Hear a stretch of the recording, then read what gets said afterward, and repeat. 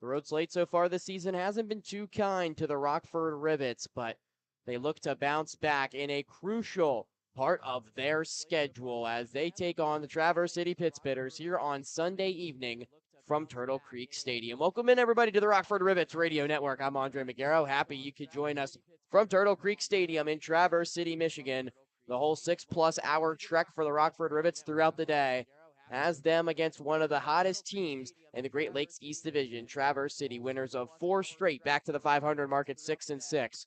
Rockford coming off a home sweep of the Kalamazoo Growlers at a record of 7-5. We'll take you through our lineups tonight, starting with the Rockford Rivets here in the top of the first inning, led by head coach J.T. Scara, a .257 team batting average. That's 5th in the Northwoods League. Ty Crittenberger will lead off. The right-handed bat plays center field and one of the most locked-in hitters in the Northwoods League right now.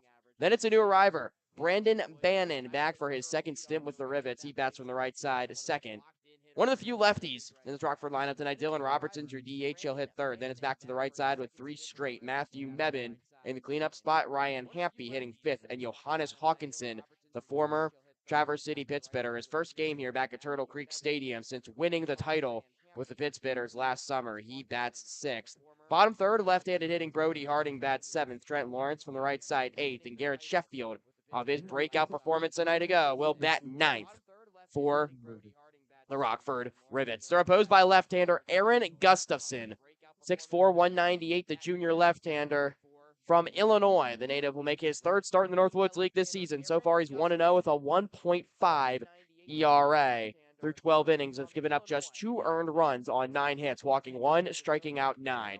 He's been very effective this season, but so has this Rivets offense. 16 runs a night ago for Rockford in their rout over Kalamazoo, 16-2. Gustafson is set to go. The lefty's first pitch, fastball fired across the zone for strike 1 at 5:07 p.m. local time, just a couple minutes behind that anticipated start time of 5:05. Gustafson works quickly on the mound, straight away on the rubber. His next pitch, fastball grounded third base side. Backhanded by Jared Miller. His throw up the line is in time across the diamond to first baseman Hunter Tabb. That'll retire Crittenberger 5-3 on just 2 pitches to start the ballgame. Rest of that Traverse City defense, we met the guys on the corners of the infield, Miller and Tabb. Up the middle, it's Traficante at shortstop. Alec Atkinson, who was an outfielder the first time these two teams met. He's back in his usual perch in that middle infield, playing second. Outfield left to right is Marshall Toole, Christian Beal, Colin Summerhill, none of which were here when these two teams first played at Rivets Stadium the beginning of the season. Next pitch is over the inside edge to Brandon Bannon in the righty batter's box for strike 1. Dallas Duarte is your catcher, another new arrival. He's making his Traverse City debut tonight. And it's the veteran Gustafson who's in the zone with 2 straight over the inside edge, quickly 0-2 to Brandon Bannon. Just arrived with the Rivets yesterday, making his first start tonight. 0-2 pitch on the way, breaking ball below the knees. Will make the count 1-2. Bannon's from Spring Grove, Illinois. Plays his college ball at the University of Illinois Springfield, where he hit .363 this season. 1-2 pitch, chopped to third again, this time charging in Miller on the short hop. His throw is high. It goes off the glove of Tabb, who is lunging off the base to his left into foul territory. It barrels around. Bannon will stay put at first base. We'll see how it's scored. The scoring decision is an infield hit for Bannon. So he gets a hit in his first at-bat of the summer. He's aboard first with 1 out. Well, certainly a tough play for Miller, who went charging in. It's all turf here at Turtle Creek Stadium, so no weird hops. He's able to pick it on the short hop, but he had to throw up the line, his momentum taking him in towards home plate. And Tabb was just unable to cover the ball on first base, leaping up into the air. So a 1-out base runner for the Rivets, Dylan Robertson, into the lefty box. His left foot up against the back line of that batter's box. Likes to stand deep. It's the first pitch off speed from Gustafson for strike 1. And this southpaw does go primarily off speed. Only throws the fastball 49% of the time. His primary off-speed pitch is a changeup. Also has a curveball he likes to feature as well. Won't light up the gun too much. Fastball is only mid-80s. This one's tapped foul from Robertson on the curveball in the lefty-on-lefty matchup, I should say. And it's 0-2.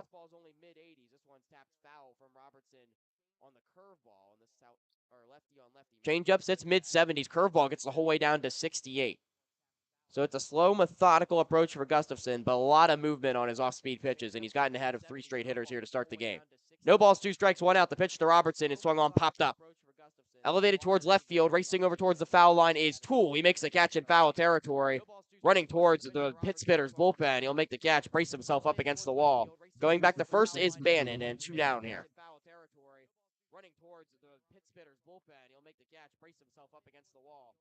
That'll leave it for Matthew Mebane. Right-handed hitting third baseman, your Northwoods League leader in RBIs, 18 of them. Through his first 12 games, 3 home runs as well. He's a .327 hitter, goes attacking the first pitch. It's popped up now on the right side. Right fielder Summerhill racing over towards the Rivets bullpen. He'll run out of room. Decent amount of foul territory here at Turtle Creek Stadium. It's 320 down the lines. The outfield gaps play super large. And the wall nestles all the way back to 400 and a semicircle motion. That's to dead center field. But there are large portions of foul territory on either side. The bullpens are nestled below the surface of the outfield wall. This one's bounced in, blocked by Durante. Doesn't have a throw as Bannon got a really good break, and he'll go down to second on the wild pitch. That one didn't bounce too far away from Durante. A lot of true hops on the all-turf surface. Went off his right shoulder, just off to his right, but by the time he had barehanded the ball, really good jump from Bannon. He was already diving headfirst into the second base bag. So now in scoring position in a 1-1 count to Matthew Mebane. Had an RBI last night, 3 for 5 with a double. Extended his hitting streak to 9 games. Next pitch on the way, fastball's inside. Gustafson can't catch the inside edge, 2-1. And that's how Gustafson will use that pitch a lot. Like I said, fastball is not overwhelming when it comes to velocity. He really likes to get it in on the hands with a change of pace from his primary breaking ball arsenal. Mebane, a good breaking ball hitter. We'll see how he matches up. 2-1 pitch. There's a breaking ball. It's tapped towards shortstop. A high hop for Traficante. Charging in. His throws a low one, but it's dug out up the line by Tab, who keeps his right foot on the bag, and the side is retired. For Rockford, no runs on a hit. No errors. There was 1 man left on base. We played half an inning here at Turtle Creek Stadium. Gustafson threw it clean. Rockford scoreless. Traverse City coming to bat here on the Rivets Radio Network. We played half an inning here at Turtle Creek Stadium. Gustafson threw it clean. Rockford scoreless. Traverse City coming to bat here on the Rivets Radio Network.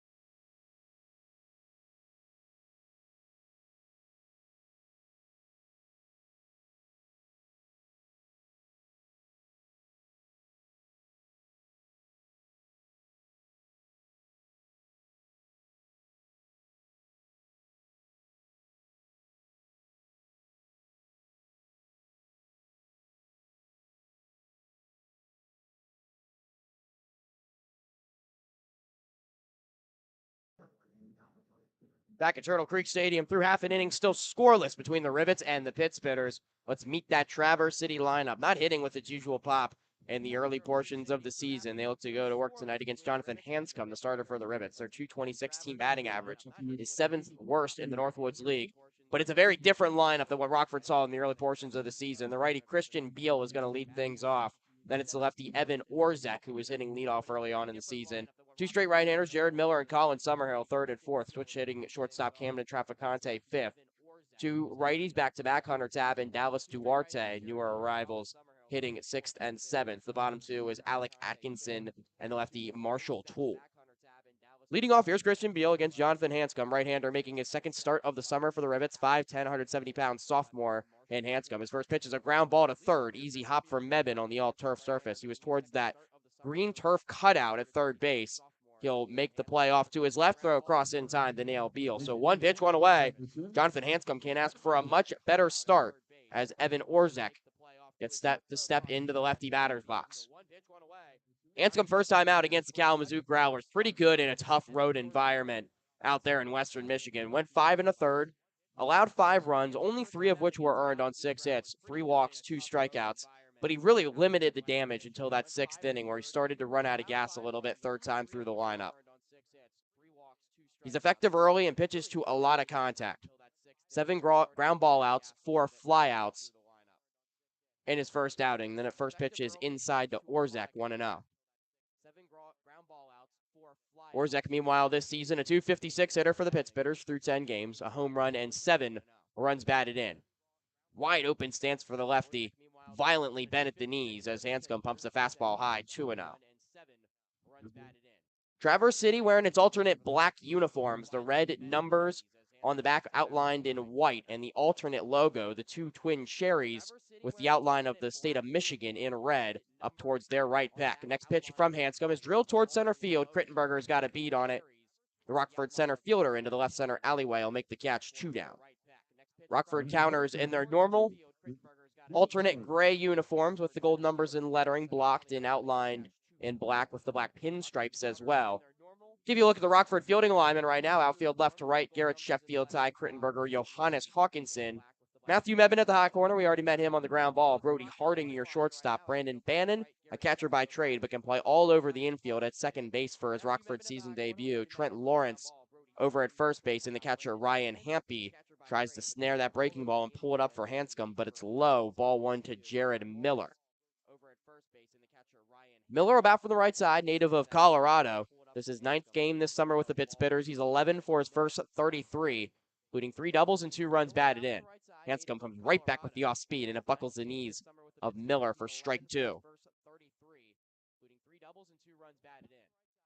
Hanscom's a little deceptive with his delivery. The Lewis right-hander will drop down his arm from all kinds of angles. The high 3/4 delivery, almost sidearm, generates a ground ball to shortstop here. Harding deep in the hole. Strong throw across, but it's not in time.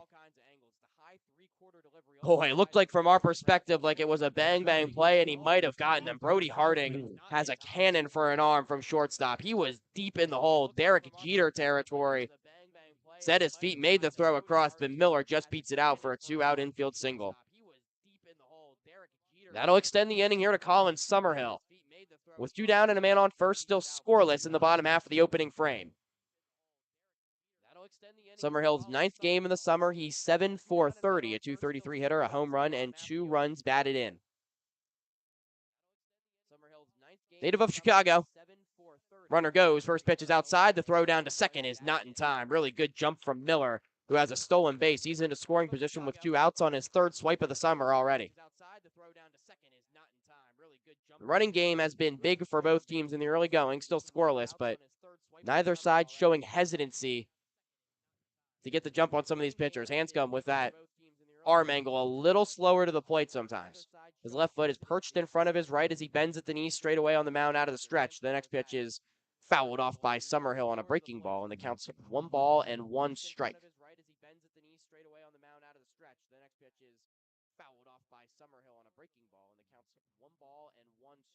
Summerhill is slumping slightly. He's 0 for 7 in that Kokomo series here at Turtle Creek Stadium the last 2 nights. 3 strikeouts to his name.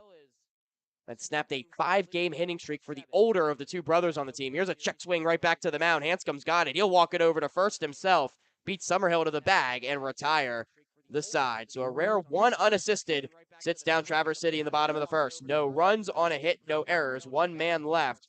We're scoreless through 1 here at Turtle Creek Stadium. Rivets and Pittsburghers. We'll be right back here on the Rockford Rivets Radio Network. We're scoreless through 1 here at Turtle Creek Stadium. Rivets and Pittsburghers. We'll be right back here on the Rockford Rivets Radio Network.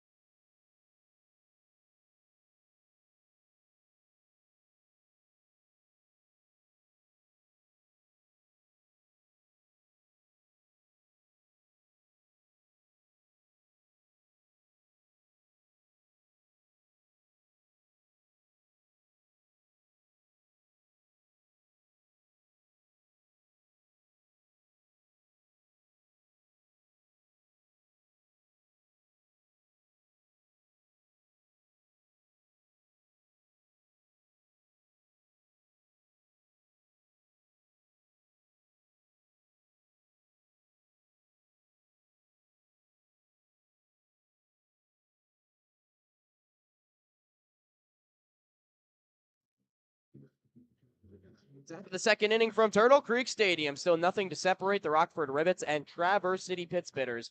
The opening of a brief two-game set. Ryan Hampy, Johannes Hawkinson, and Brody Harding, 5, 6, 7. In the Rivets order, set to face starter Aaron Gustafson.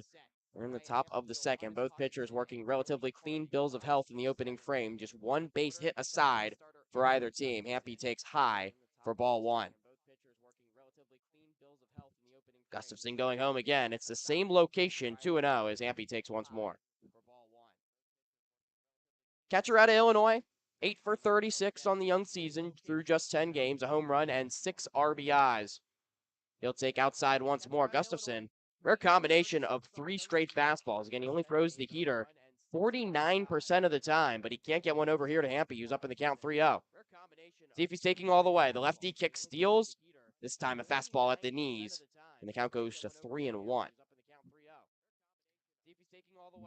Hampy slowly starting to heat up with the bat. He was 3 for 8 in the last series against Kalamazoo. Now hits in 5 of 6 games, goes swinging up here 3-1 and fouls a fastball straight back.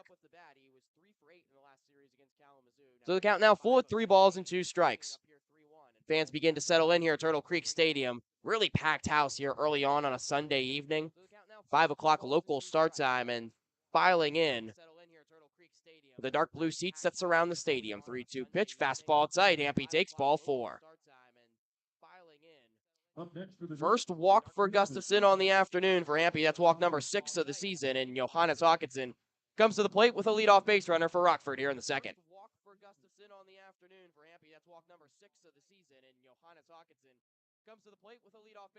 Hawkinson in the midst of a major slump. Could really use something to break out of it here for the Rivets. He's 9 for 42 on the season. That's just a .214 batting average. 0 for his last 15. First pitch from Gustafson's a fastball over the inside edge for strike 1. Third baseman Miller creeping up towards the cutout at third. Remember, it's all turf here at Turtle Creek Stadium, so the edge of where the turf goes from brown to green, where the third baseman's currently occupied. Tab, the first baseman, holding on the runner. Middle infield back to turn 2. This one's tapped back to the mound. Fielding his position is Gustafson. Looks to just throw to first. It was a high throw that Tab had to leap into the air to snare, but his right foot gets back down on the bag before Hawkinson runs across. So the put out on the play is 1-3. Hampy easily up to second into scoring position with 1 out. And Gustafson looked a little uneasy there fielding his position. Was a light tapper from Hawkinson off of home plate into fair territory. And there was a lot of time for Gustafson there to set and throw. He nearly launched the throw over the first baseman's head. Rockford will take it. It's a 1-out base runner in scoring position for Brody Harding. Lefty on lefty matchup. First pitch curveball from Gustafson north of the letters for ball 1. Harding trying to play his Illinois teammate. For the Illini this season, a .259 hitter, 2 home runs, 14 RBIs. Still getting settled in here in the Northwoods League. Did join Rockford the beginning of their series with Kalamazoo before heading on the road here. 1-0 pitch, fastball high, 2-0. Harding just 2 for 6 on this young season for the Rivets. Does have a couple of RBIs to his name. Couple of bags and 3 walks as well. Good hitters count here, 2-0. Gustafson looks back the runner at second. Operating on the first base side of the mound. High leg kick in the delivery. 2-0, fouled straight back. Harding had a fastball straight over the letters that he liked. Was right on it, but goes into the netting behind home, and it's 2-1.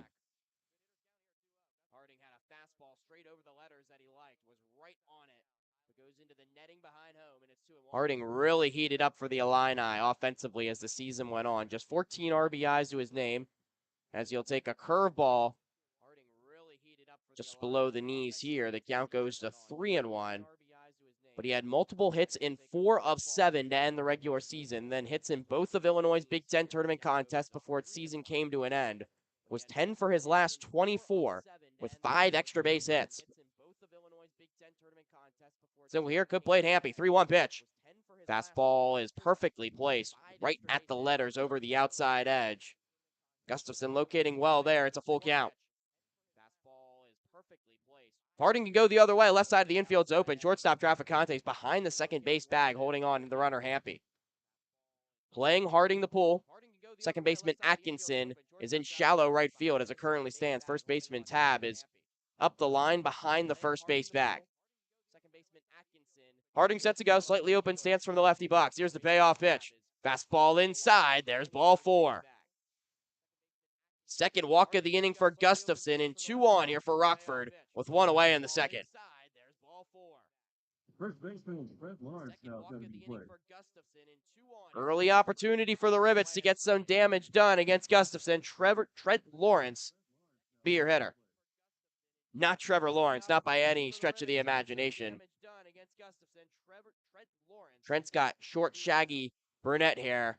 Far cry from the luscious locks of the Jacksonville Jaguars quarterback, but certainly plenty of athletic feats. He's been a good hitter at the bottom of this Rockford lineup. He's only 6 for 25 on the season. He'll take ball 1 high through 8 games. 2 doubles and 5 RBIs. You look at that on-base percentage, though, 400. That's what we've been talking about for this Rockford team that's made them so productive. We'll get more to that in a minute as Gustafson looks back the runner at second, not being held on. Here's the 1-0. Fastball's fouled straight back. Lawrence has a beat on it. It counts 1 ball and 1 strike. The Rivets, as a team, a .394 on-base percentage coming into this afternoon. That's 3rd highest in the Northwoods League, and a lot of it's because of these guys at the bottom of the lineup getting on base to turn things over and having productive at-bats. Lawrence, no stranger to that. 1-1 pitch grounded foul third base side behind the back of third base coach Vinny Torrencasa. He'll watch it go by, and it's quickly 1-2 to Lawrence.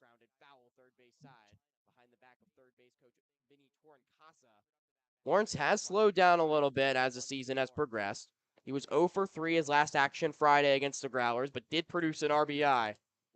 Walked and scored a run as well. He's choked up on the bat here with 2 strikes, 1 and 2. Gustafson kicks and deals. Big looping breaking ball that's fouled off the end of the bat. He'll go towards the Rockford on deck circle and stays at a 1-2 count.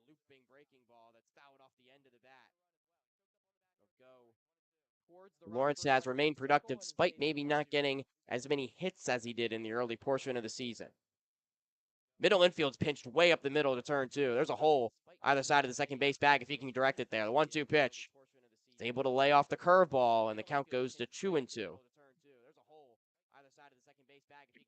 Surprised here in a left-handed arm on a right-handed bat that not seeing more of the changeup, the primary off-speed pitch for Gustafson. Lawrence has had good eyes for the curve here with 2 strikes.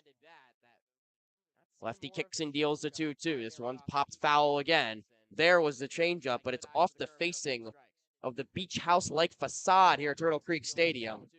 The stadium is designed to represent the vacation and hotel district of Traverse City. Of course, a big tourist destination with the Lake Michigan beaches just on the horizon. And the facade of the stadium resembles that of a beach house community. 2-2 pitch is swung on and missed for strike 3. He went back to the changeup, and Lawrence was caught lunging out of the batter's box trying to catch up to it. He goes down swinging. It's the first strikeout for Gustafson, and there's 2 down now in the second.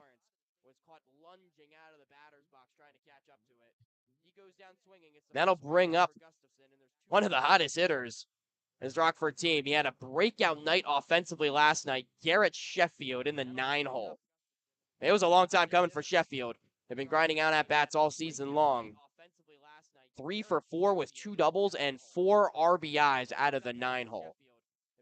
He'll bat in the righty box. First pitch from Gustafson is swung on. Towering shot towards left field. But this ballpark eats up fly balls. Toole hasn't measured up. He makes the catch well in front of the warning track in left field. And that will retire the side. Rockford threatens but doesn't score in the inning. No runs, no hits, no errors. 2 men left. We played an inning and a half, still scoreless from Turtle Creek Stadium here on the Rivets Radio Network. We played an inning and a half, still scoreless from Turtle Creek Stadium here on the Rivets Radio Network.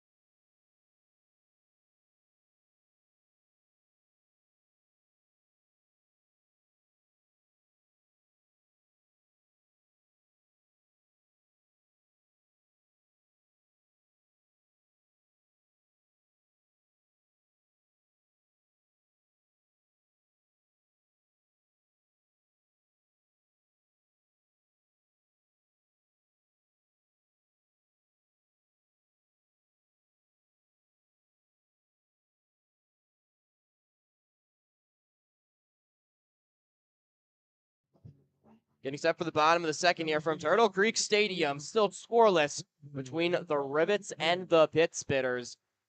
It's 5, 6, 7 in the Traverse City order, due up to face Rockford starter Jonathan Hanscom out there for a second inning of work. Camden Traficante, the switch hitting shortstop, will lead things off for Traverse City.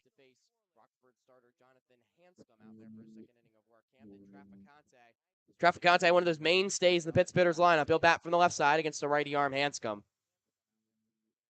Was 3 for 8 against Rockford when the two teams met up at Rivets Stadium in the early portions of the season. First pitch is low and away from Hanscom, 1-0. He's a 283 hitter so far this summer through 12 games, 13 for his first 46. Just one extra base hit, it's a double, and 8 runs batted in. Hanscom kicks and deals, fastball outside, 2-0. To Camden Traficante. He's a native of Ormond Beach, Florida, but he's up here in Traverse City for his second straight summer after winning the Northwoods League title with the Pit Spitters last season. Next pitch on the way, it finds the letters for strike one. Good pitch for Hanscom to get back into the count here. 2 balls and 1 strike. Traficante in the most recent series against Kokomo Jackrabbits, 1 for 6 with a couple of RBIs. Next pitch on the way, fouled straight down behind the catcher Hampy, and the count's now even at 2 balls and 2 strikes.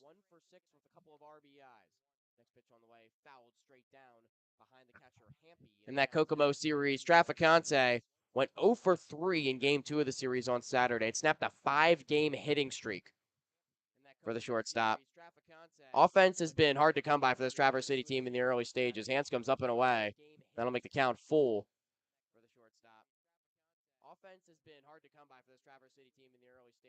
Traficante's back into the lefty box. Mentioned the 227 team average, 7th lowest in the Northwoods League. It's a pitcher-friendly park, but Traverse City usually not a team that struggles much when it comes to the bat. So we're getting a correction now from the home plate umpire, Brady Parrish. It's actually a 2-2 count to Traficante. So maybe some miscommunication with those first few signals, but 2 balls and 2 strikes is the count to the leadoff man. Here's the pitch from Hanscom. Grounded foul first base side. Traficante will stay alive. And appropriately, the song plays on the loudspeaker here at Turtle Creek Stadium. Really good entertainment value here at the ballpark. One of the more lively ones in the Northwoods League. I mentioned the beach house-like design to the ballpark and the facade of community houses that rain upon the suites area up here where I'm currently positioned. And then you go down there, have the dark navy blue seats, the 2-2 pitches. Popped foul third base side on top of the Traverse City dugout. And then you almost have boardwalk-like tables above the seating area with some rotating chairs and a lot of really good food here at Turtle Creek Stadium. You can see fans down below enjoying burgers, fries, nachos, the whole 9 yards as they take in some really good baseball on a bright, sunny Sunday afternoon. Traficante takes low. The count's now full at 3 balls and 2 strikes. Then you go back towards the outfield where the seats start to die down. There's some wooden tables surrounded by white picket fencing just before the team bullpens that are burrowed into the ground field level. And there's grass across the outfield. 3-2 pitches, cranked down the right field line, foul towards those aforementioned wooden tables. It'll barrel its way into the Rivets bullpen. Count stays at 3 balls and 2 strikes. And you get to the outfield, and it's an all-grass hill. Not quite as steep as the one as you would see at the Little League World Series, but there's a decline, and there's areas for fans to go out there with towels and sit on towels and watch the game on the grass in the outfield. Truly a little something everything at this park. Refurbished minor league stadium. Used to be an affiliate of the Detroit Tigers system, but Traverse City's taken it over, and the community has stayed. Really good attendance once again tonight. Traficante is fighting hard with 2 strikes. He fouls another pitch off out of play to the left side. It's still 3-2 to the leadoff man here in the bottom of the second. Hanscom's just thrown about everything in the kitchen sink at him. High leg kick in the delivery. 3-2. He lost him. Breaking ball upstairs and a well-worked walk. That's why Josh Reban continues to bring these guys back year after year. Traficante, really good on-base bat. Will get his 7th walk of the season to lead off the second. That's the first free pass of the day for Hanscom. Brings up one of the new arriving pit spitters, Hunter Tabb, first baseman tonight. Just made his pit spitter debut a night ago against Kokomo. He holds his hands tight to his black jersey. just below the left ear hole of his bright cherry red helmet. First pitch from Hanscom is grounded straight back up the middle. Could be two. Shortstop Harding flips to the second baseman for one. Relay to first. In time, a double play. 6-4-3. Harding to Bannon to Lawrence. And just like that, 2 down here in the second. It's been really fun watching Brody Harding play up the middle infield for Rockford these last 3 games. He got around on a well-hit ball up the middle that could have gotten through for a base hit, but Harding well-positioned up the middle. The underhand flip from behind the bag to Bannon, who's able to twist his body, turn it towards first, and a strong, accurate throw to Lawrence. 2 down, nobody on for Dallas Duarte. First pitch to him is down low for ball 1. This is Duarte's Northwoods League debut. 5'9", 175-pound junior catcher who plays his college ball at Hawaii, his home state. It's a worm burner to shortstop. Harding, strong throw across, was well positioned again. 6-3 on the putout, and the side is retired. Hanscom works around a tough earned walk from Traficante, gets 2 quick ground balls to end the frame on just 9 pitches. No runs, no hits, no errors. Nobody left. Through 2 at Turtle Creek, still scoreless here on the Rivets Radio Network. Nobody left. Through 2 at Turtle Creek, still scoreless here on the Rivets Radio Network.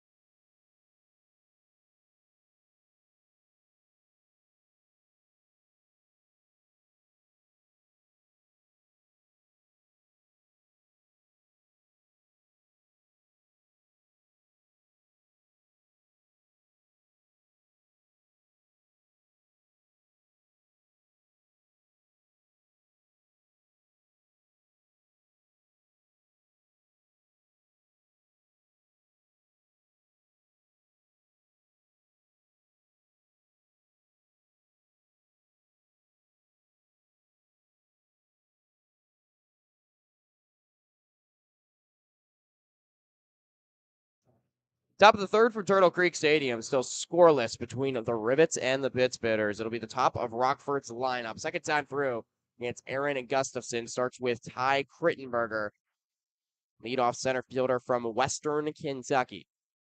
Bounced out the third, first time up to lead off the ball game. First pitch from Gustafson, breaking ball away, 1-0.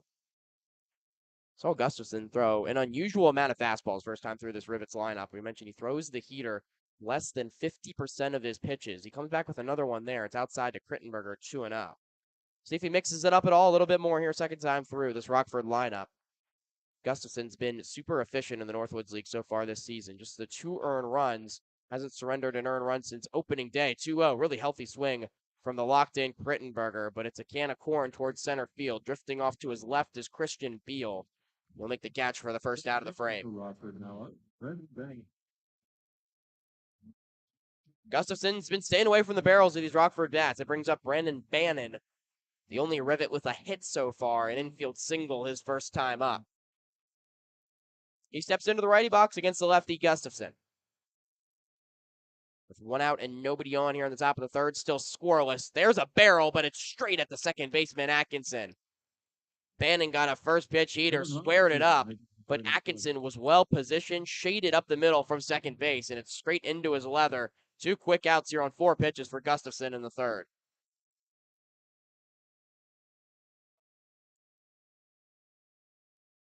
So 2 out and nobody on for Dylan Robertson.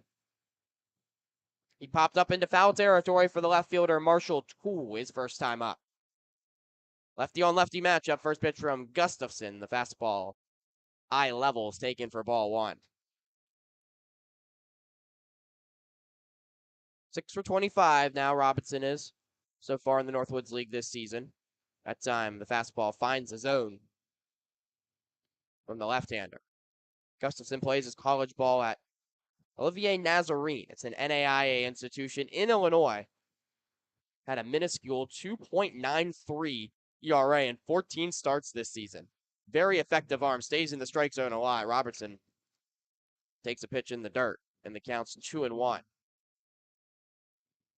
83 innings under his belt for the NAIA institution in Illinois. Allowed just 27 earned runs.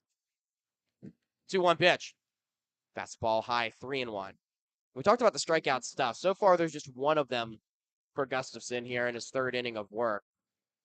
This stuff's not that hard, though. Fastball sits 84 for the average speed. The rest of the pitches are down in the 70s. He's primary and off-speed guy. As the 3-1's a heater that's fouled back from Robertson, just above the letters, 3-2's a count. But for Gustafson, he walked 24 and struck out 90 this season in NAIA ball. That shows you how much movement he has on that off speed. Ducks underneath the bat path a lot. Curveball can sometimes be inconsistent, but a high chase rate on that changeup. Here's the 3-2 pitch. It's the curveball to Robertson, who he goes the other way with a ground ball to third. Miller on the run, up the line, strong throw, and it's in time to nail Robertson by half a step.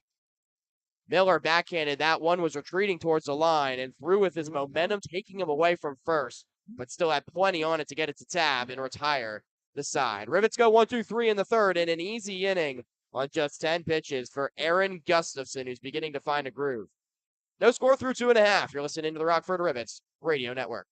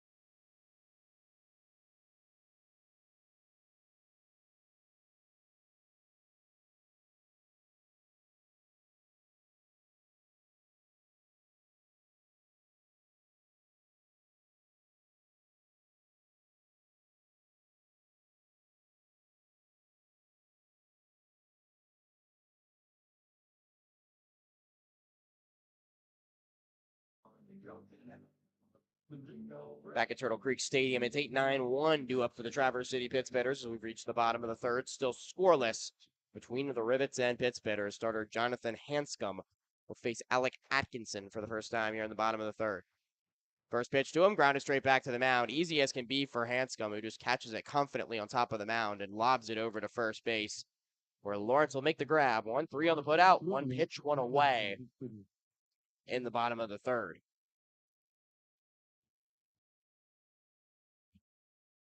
I'll bring up the 9-hole man in the Traverse City order, Marshall Toole.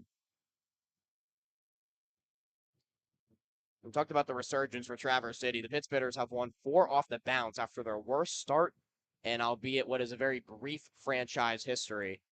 They started 1-5 and got their way back to 6-6 with 4 straight wins. Toole takes inside for ball 1. But part of that's because of the new bodies coming in. There's a lot of guys that we saw first time through in Rockford, particularly weren't hitting, fielding the ball very efficiently. Traverse City was making a lot of errors in the early part of the season, led the Northwoods League in that category. This one's hit on the ground towards third. Mebbin's up with it, sets his feet, throws, but it's not in time. Really tricky play for Matthew Mebbin. He was well off the bag at third, charged in on it, cut off the shortstop Harding, and then lost his footing and didn't regain it until he was even with the second base bag and tried to make a quick throw on the run. Was unable to make it in time. It's an infield single for Marshall Toole. It'll turn the lineup over here with one out. But the fact that Matthew Mebbin ranged all the way over to the second base bag just shows you how awkward and out of position that play was for him. Toole's got plenty of plus speed. So that's his first hit in the Northwoods League. First pitch, breaking ball into Christian Beal for strike one. Beal, first time up, grounded out to Mebbin over at third base. He's playing even with the bag, but off the line against the right-handed hitting center fielder. Check on the runner at first. Back with a head first dive is Toole. Beal, meanwhile, this is his third game in the Northwoods League. Made his debut in the Kokomo Series the last 2 days for Traverse City. Went 2 for 6. The stolen base. Another pickoff throw, bounces off the runner Toole into foul territory, but he was wait to realize it. Lawrence goes over, snags the baseball. No advancement from the base runner. Still 0-1 to Christian Beal. Beal's part of one of those Josh Rebant pipelines. He plays his college ball at Richmond, who was a very productive bat for the Spiders out of the leadoff spot where he occupies for Traverse City. He spins the ball foul left side, and he's down in the count 0-2.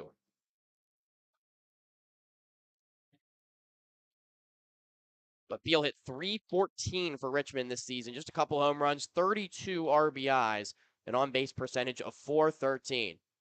Toole getting slightly more aggressive with the lead. We'll see if he's off. Long pause before the leg kick and delivery from Hanscom. That breaking ball's upstairs. Beal takes, and the count's 1-2. A couple of these Rockford starters really long in their delivery to home plate, and pitching coach Tyler Fletcher has been working on that, changing up the timing and the style of their delivery so that base runners can't get a jump on them. It's a Traverse City team that likes to run. Toole's off with the pitch. The 1-2 is popped up. It'll reach the seats on the right side all the way towards the concourse, and it'll barrel back into the stands, and the count stays at 1-2. Pitts Bitters as a team, 24 stolen bases coming into this evening. That's third most in the Northwoods League. Plenty of base on the base paths. They'll check on Toole again, who's back with a head first dive. Still 1-2 the count to Christian Beal with one out here in the bottom of the third, scoreless at Turtle Creek Stadium. That's how Traverse City has had to produce most of its offense so far. 1 ball, 2 strikes. Hanscom fires quickly back into first. That's how Traverse City has won most of their games throughout this winning streak. It's been sound defense and pitching and micromanaging on offense. He got 2 runs early against Kokomo yesterday and were able to hang on for a 3-2 win. Also a 3-1 victory here against Kalamazoo. They haven't been lighting up the scoreboard, but they've been pitching really well and getting timely hits when they've needed to, and playing much cleaner defensively, as this one spoiled foul off the roofing, and the fan makes a nice catch on the concourse. Lots of little kids running around for foul balls. That one bounced off the roof of the beach house-like facade and came back in towards the concourse. So still 1-2 here to Beal. Yet to strike out his brief Northwoods League career, Hanscom fires in the breaking ball, just broke above the letters. Counts 2-2.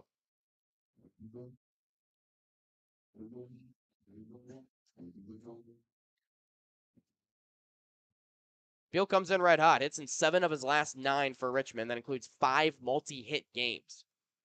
He's a really consistent bat for a Spiders team that broke a lot of expectations this season. 2-2's top the third. It'll roll foul. Would have been a tough play for Mebbin to come charging in. Might have not had a play. So maybe a fortunate break there for the Rivets. Mention a Richmond team that was picked preseason to finish towards the bottom of the A10. Got all the way to the A10 championship game. They were a game away from going to the NCAA tournament. Came up just short, unfortunately, but guys like Beal were a primary reason for all that success. A transfer after spending 3 years at Bates College, JUCO out in Maine.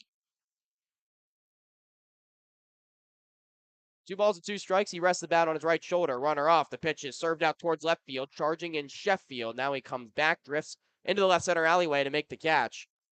Toole will retreat back to first base, and there's 2 down here in the third. Next, to the Pitts Bitters designated hitter, Evan Orson. Field gave it a charge. Sheffield had it measured up. 2 outs, runner on first for Evan Orzak, Traverse City's DH this evening. 0 for 1, a fly ball to center field his last time up. And the Shorewood, Illinois native takes a deep breath before settling into the lefty batter's box. Stands closed off, but his legs really wide parted. The high knee black socks with the white pants with the black stripe. First pitch from Hanscom, breaking ball, snaps right over the middle of the plate for strike one. So 0-1 the count to Evan Orzak.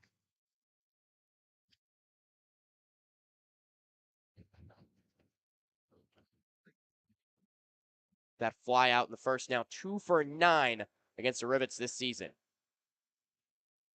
Bends at the knees, arches his back towards the plate. The bat comes to rest on his left shoulder as Anscombe pumps back heat inside, gets the call from home plate umpire Brady Parrish on the corner. So now 0-2 the count to Orzak.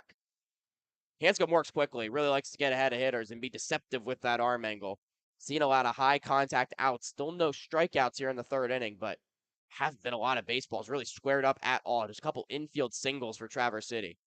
Runner takes off in the 0-2, pitches high, throw down to second base, picked on the short hop by Harding, but the slide in there for Toole nearly overslid the bag. Harding applied the tag late, but Toole got his hand back in there, so he's into scoring position now with 2 outs. And Toole beat the throw by a considerable margin. Was a heck of a pick on the short hop for Harding, but it looked like he might have overslid the bag momentarily. That's why you think there might be a play on there, but instead, Toole has his first stolen base of the summer, swiped 16 bags for Wofford this past season. Orzak fouls one off his foot. He'll walk that one off as the ball rolls over towards the Traverse City dugout. Counts 1 ball and 2 strikes.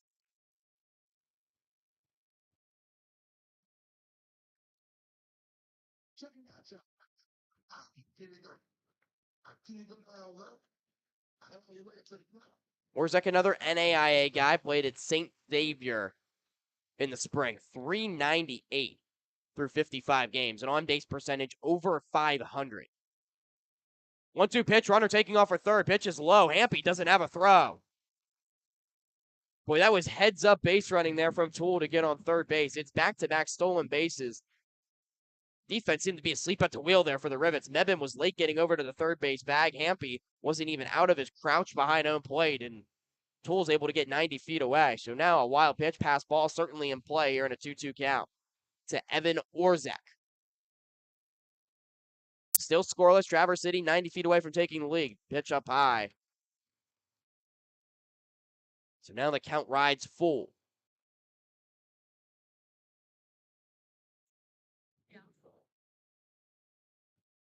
Orzak already 7 RBIs on the season through 10 games.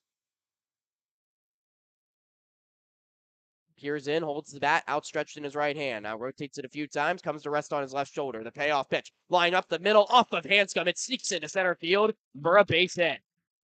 Jogging home to score is Toole, and an RBI single from Evan Orzak gives Traverse City a 1-0 lead in the bottom of the third. Hard hit ground ball. Always going to play fast here on the all-turf surface. Hanscom lifted his leg out of the air. Ball ricocheted off of him. Straight up top over the second base bag and through to center field. Orzak's 8th RBI of the season. Plates Toole makes it 1-0 Pitts Bitters.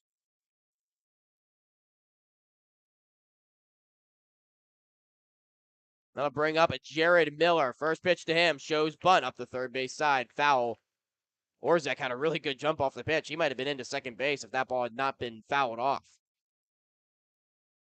Now Hanscom's going to have to start to deal with a little pressure here. Traverse City beginning to get comfortable second time through the lineup. Mentioned a little slow to the plate for Hanscom with his unconventional 3-quarter delivery style. And Traverse City is a team that's always going to take full advantage of that. Josh Rebant loves to run, loves to take any free base he can get and micromanage that offense.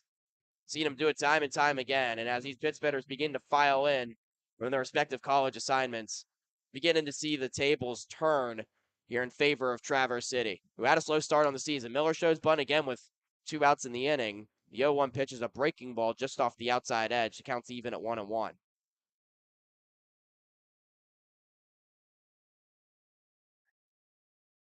3 hits for the Pittsbitters. Miller had one of them first time up. An infield single, also stole a bag.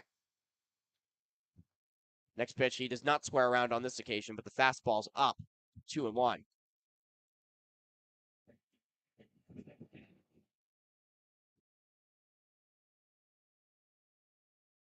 Miller for the Oakland Grizzlies this spring just hit a tad under 300, 6 home runs, 30 RBIs.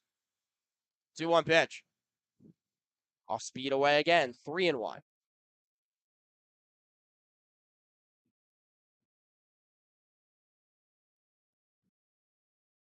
That's why those 2 stolen bags prove oh so costly in a situation like this. It's been one of those games where offense has been at a premium in the early stages. You feel like every run is always important here at Turtle Creek Stadium as Miller takes a big hack on 3-1, fouls the pitch off, and comes up favoring his right hand. And he's crouched down just outside of the right-handed batter's box, trying to get that feel back in his hand. He hit that one right off the end of the bat. Might just be a stinger, as he was lunging for the breaking ball, diving away from the right-handed hitter. And that's the deception that comes with Hanscom's delivery style. 3/4 from the right side, but it runs away from the righty bat with the movement on the pitch. And it was more like casting a fishing rod for Miller, trying to swing at that pitch low and away. Seems to have shrugged off the stinger. He's got his black bat back in his hands, and he's set to go with the 3-2. Big payoff on the way from Hanscom. The pitch swung on and fouled off. It'll stay alive. Just got a piece of it. Hampy couldn't squeeze it.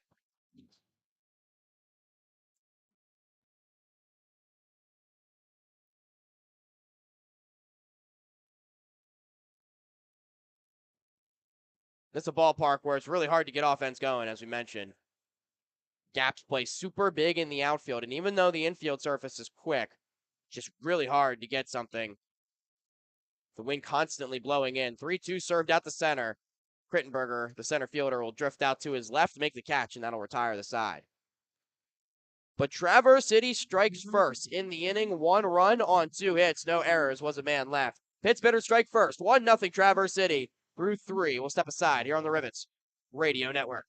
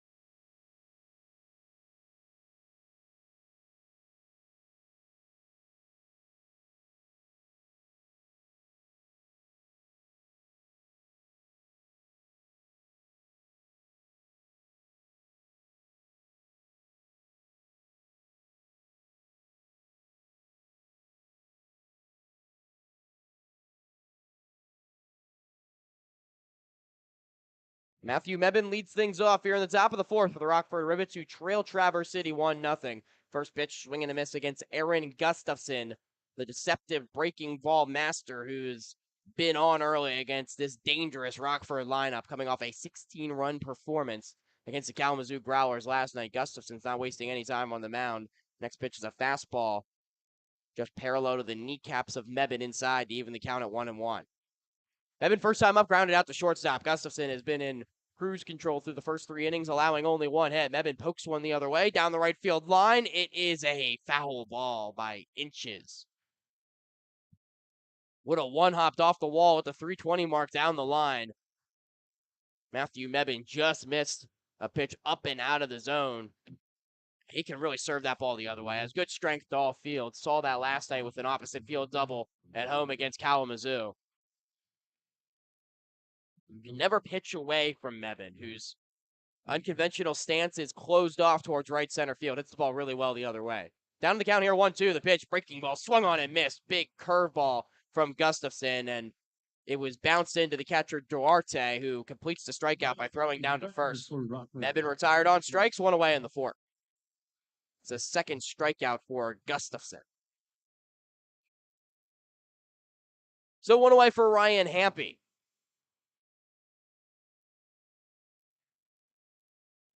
Hampy worked the count pretty well. Walked back his first time up to lead off the second inning. Rockford's had their chances in this game. Left two runners stranded in that second inning. Traverse City has been able to micromanage its own offense. 2 stolen bases in the last half frame from their number 9 hole hitter, Marshall Toole. Got him 90 feet away, and Evan Orzek, the 2-hole man, when the lineup came back around, was able to single him through with 2 outs. Hampy's up in the count 1-0. Now make that 2-0. 2 straight fastballs high. That's been the way to get Ryan Hampy out from time to time, is up in the zone, but Gustafson doesn't have an overwhelming amount of velocity on that fastball. Hampy's seen it well out of the hand now for 2 straight ABs, although that one is just at the letters for strike 1 to make it 2-1. Gustafson working out of the windup, slightly angled towards our perch here, just off to the first base side of home plate. He'll fire home another fastball. Hampy swings and sends it foul on the right side towards the seats. The count's 2-2.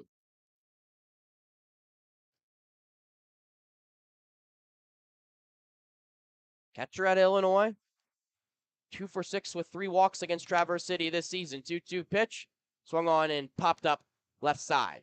It'll get to the outfield where Toole can come cruising in. The left fielder makes the catch for out number 2. Next up, it's been soft contact all around from Gustafson. Has located the zone very well. Can see why he has that ERA of just 1.5 through his first 2+ starts. Here's Johannes Hawkinson with 2 away. Bounced out back to the mound his first time up. Now 0 for his last 16. First pitch changeup from Gustafson outside for a ball. Gustafson has not allowed any runs, though, since opening day. His start in Battle Creek, where he went 5 innings, allowed 3 runs, 2 of which were earned on 5 hits, no walks and 4 strikeouts. Allowed all his runs early on in that outing as well.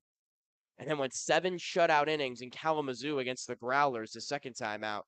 Finds the outside edge of the zone on 2-0. The big looping curveball to Hawkinson. 2-1, swing and a miss from Johannes as another off-speed pitch. That time it was the changeup from Gustafson.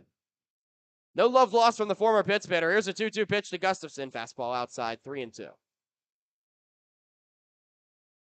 Hawkinson was talking on the bus to the coaching staff and a couple other of Rockford players before arrival when they figured out Gustafson would be the starter. Said he's really deceptive, really good at locating that off speed, and that's been the case so far tonight. 3-2, though, is a fastball right on the outside corner, a called strike 3. Hawkinson goes down looking. 3rd strikeout for Gustafson, 2 in the inning, and Rockford retired in order once again. That's 8 straight retired by Gustafson. No runs, no hits, no errors, nobody left. Played 3.5, 1-0 Pitts Bitters here on the Rivets Radio Network.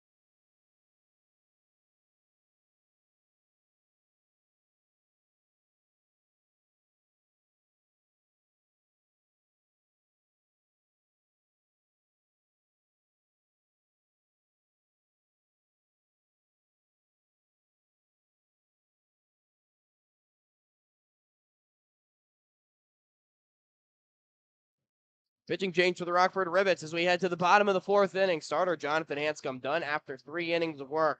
Laying the ball off to his Lewis teammate Michael Sclafani. 5'11", 200-pound sophomore right-hander from Oak Brook.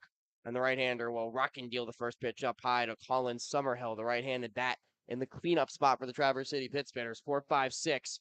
Two up for Traverse City in the inning, leading 1-0.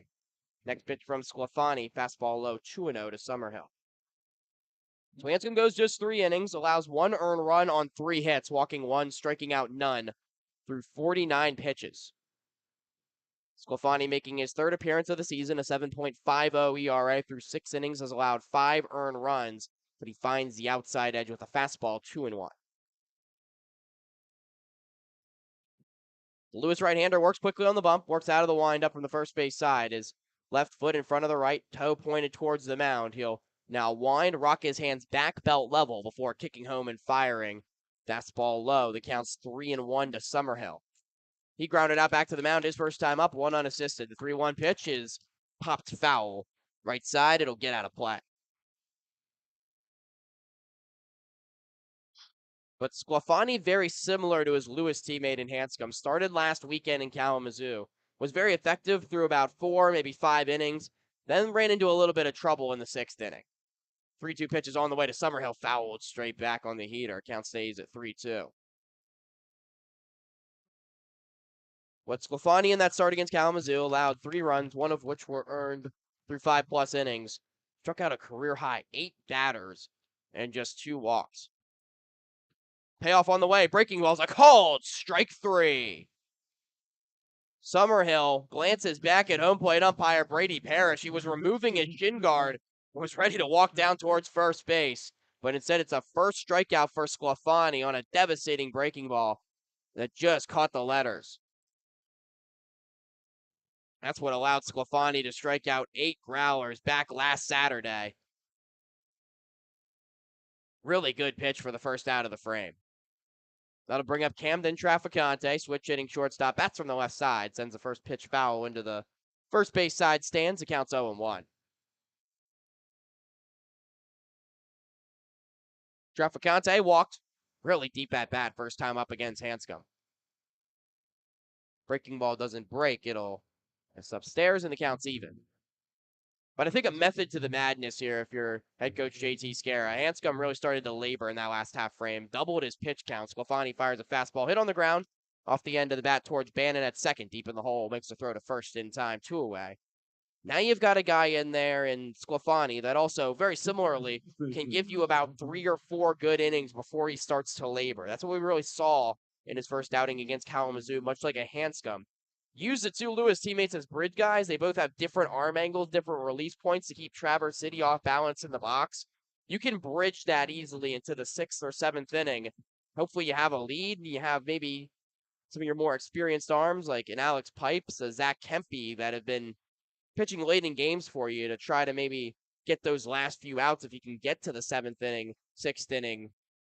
Just going through these 2 arms is a little bit of a bridge.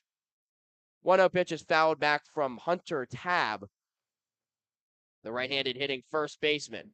Hit into a 6-4-3 double play sharply his first time up. It's a 1-1 count to him. He holds his hands well out in front of his jersey. Unconventional stance, but Sclafani misses high with the fastball. 2-1. Sclafani not too much on the heater. Sits about mid-80s. Can touch 90 at times. He'll work out of the windup here. 2-1, 2 outs, nobody on. Fastball this time hit on the ground left side. Nebben overruns it. Harding backhands it in the hole at shortstop and bobbles it. Could never get the throw away. Was an awkward play from the start on the left side of the infield. We'll see how it's scored. Would have been a really hard throw to make. Tabb runs well, and they'll give him an infield hit for his trouble. That's already the 4th hit for Traverse City. It's the 3rd infield single for the Pit Spinners. There have not been a lot of balls that have gone down in the infield in this game. Not a lot of hard contact at all. But Mebane was, even with the bag at third, playing off the line. He was ranging towards his left, tried to cut the ball off, outstretched to his left. That ball might have ricocheted off his glove and made it a little difficult for Harding to snare it on the backhand with a change of direction. And then trying to get the ball out of his glove, just bobbled it, but don't know if he would have had a throw regardless. Tabb got really well down the line there with plenty of speed. The first pitch is a strike to Dallas Duarte. Catcher grounded out in his first Northwoods League at bat to the shortstop Harding.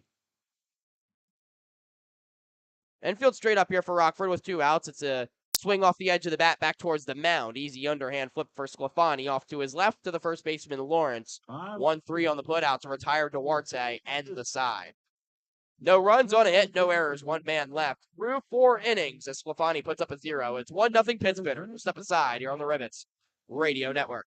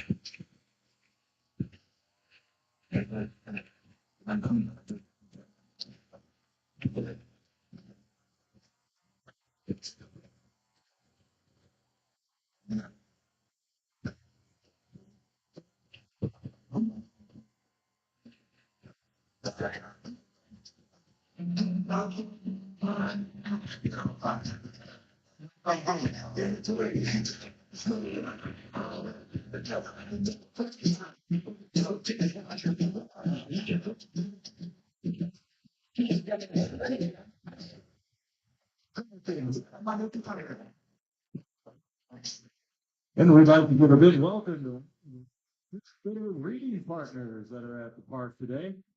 Glad y'all came. Happy 12th anniversary to Mike, too. You have my love forever. Oh, love Sarah. And all of us here at the Church Sitters. Congratulations to Bob and Marianne Wells, who are here tonight celebrating their 51st anniversary. Top of the 5th inning from Turtle Creek Stadium. 1-0 Pittsburghers lead the Rivets. It's the bottom third of the Rockford order, scheduled to hit against starter Aaron Gustafson, who has not labored all that much throughout this ball game. Through 4 innings of work, has been in cruise control, allowing only 1 Rockford hit and 3 base runners. Gustafson's been economic with the pitch count as well. Just 60 through the first 4 innings of work. Second time through this Rivets lineup, bottom third. He'll start with Harding in a favorable lefty-on-lefty matchup, but his first pitch changeup is inside. The count goes to 1 ball and no strikes to Harding, who worked 1 of the 2 walks first time up. Next pitch is hit off the end of the bat. Lazy fly ball into shallow right field. Charging in the right fielder, Colin Summerhill, will make the catch just a couple steps away from the infield turf here at Turtle Creek behind second base. But regardless, it's a pop out to the right fielder and 1 down here in the 5th on just 2 pitches.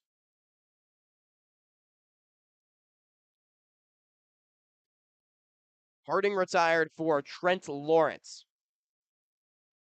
Was a strikeout victim, 1 of 3 for Gustafson, his first time through in the 2nd inning. First pitch to the right-hander is up high for a ball.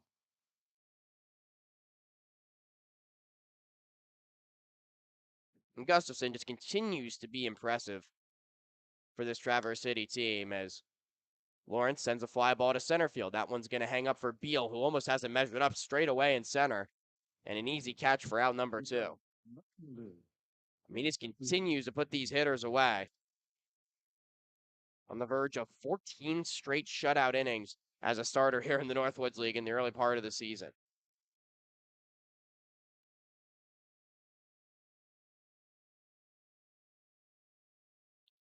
Has had success against the Rivets before.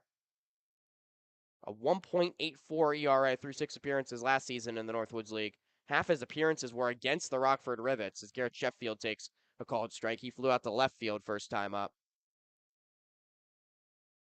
Went 12 innings in 3 appearances against the Rivets. Allowed 3 earned runs on 13 hits.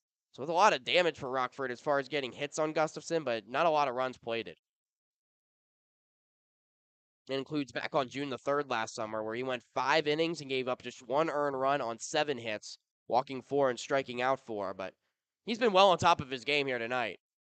Hasn't even allowed much traffic on the base paths through the first 4 2/3. 1-1 to Sheffield is Hit line towards center field. Crouching in is Beal. It looks like he had a beat on it, and it drops in front of him for a base hit. Traverse City kind of looks around as Beal went racing in towards right center. It looked like he had a beat on it to make the final catch of the inning, and then pulled up, and the ball bounced right in front of him for a single. Sheffield will take it. He stays hot. Just a second hit for Rockford. He'll turn the lineup over here with 2 outs in the 5th.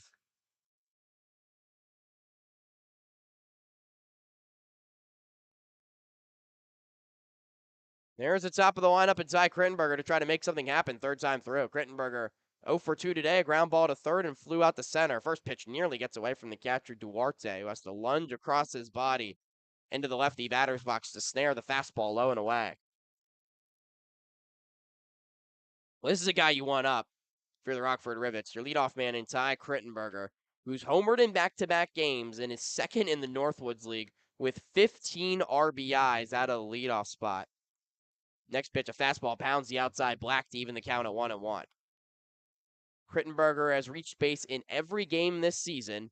He's in the midst of a 5-game hitting streak. 2 for 5 last night, a late 3-run homer in the bottom of the 8th. He hits a line shot right at center, but it's straight at Beal, who makes amends and makes a catch to end the 5th inning. That ball was hit on the screws, but it's just been one of those days so far for Aaron Gustafson, who's through 5 scoreless innings, allowing just 2 hits in the process. Through 4.5, 1-0 Traverse City. A pitcher's duel at Turtle Creek. We'll be right back here on the Rivets Radio Network.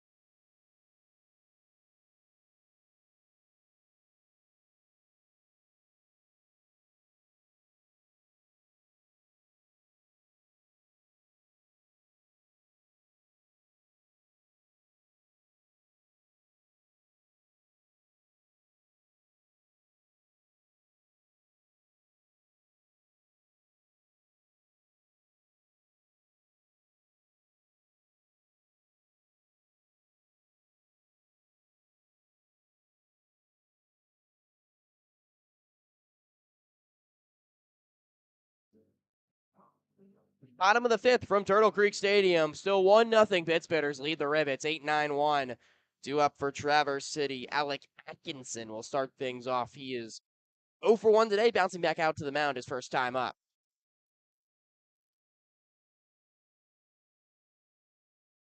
It's Michael Sclafani still on the mound for the Rockford Rivets as his first pitch off-speed delivery misses well upstairs. Not too much break on that curveball. Atkinson takes it from above his helmet to go up in the count 1-0. Next pitch on the way, this time bounced in, a little too much break. Sclafani looking for the happy medium. He's falling behind 2-0 here to Atkinson. Yale Bulldog, who no doubt will be much more comfortable manning his position at second base today, was forced into the outfield the early portion of the season the first time Rockford saw Traverse City. 2-0 pitch, really healthy swing. Sends a line shot into left center, but Sheffield was quick getting over to make the catch for the first out of the frame. Ball was hit well, but talked about it already. With the wind blowing in, these balls hang up in the gap here at Turtle Creek Stadium. 2 teams have combined for 6 hits, and only 2 of them have left the infield. Offense has been at a premium in this game, but the offense came from the 9-hole for Traverse City first time up, and Marshall tools into the lefty batter's box here with 1 out and the base is empty. Sclafani bounces in a fastball. 1-0 the count to Tool.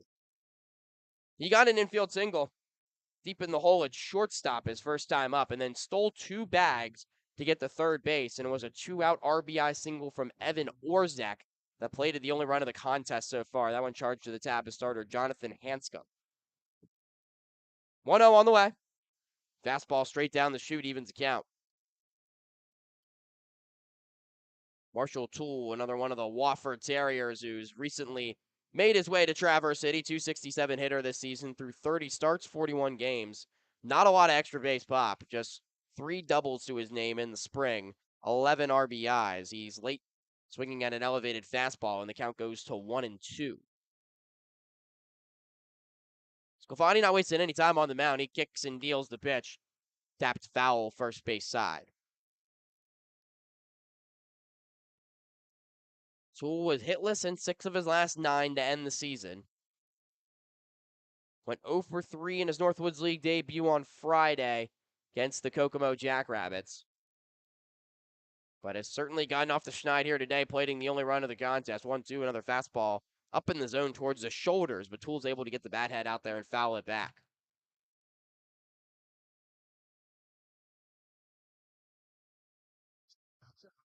Traverse City tends to recruit well from all over the map.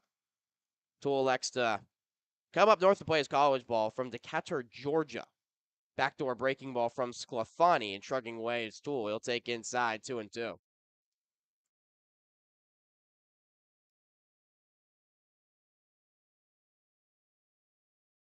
Toole with a slightly open stance. Legs bent. He'll swing and send the ball foul. This time third base side. A late swing, and the count's at 2-2 once more.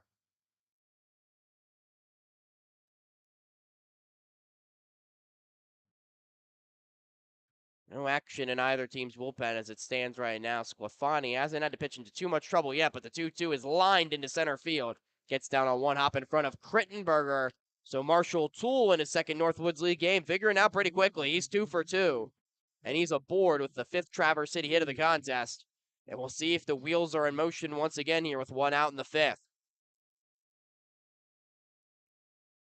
And the way Rockford has struggled offensively, granted, they'll be going 3rd time through the order against Gustafson in the next half inning.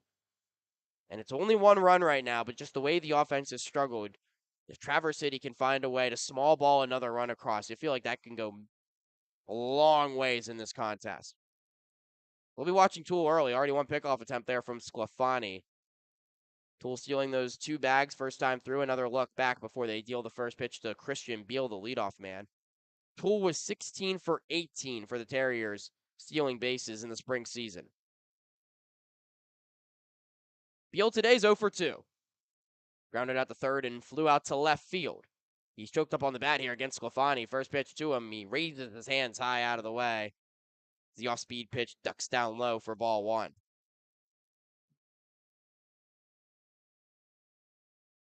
1-0 to Christian Beal.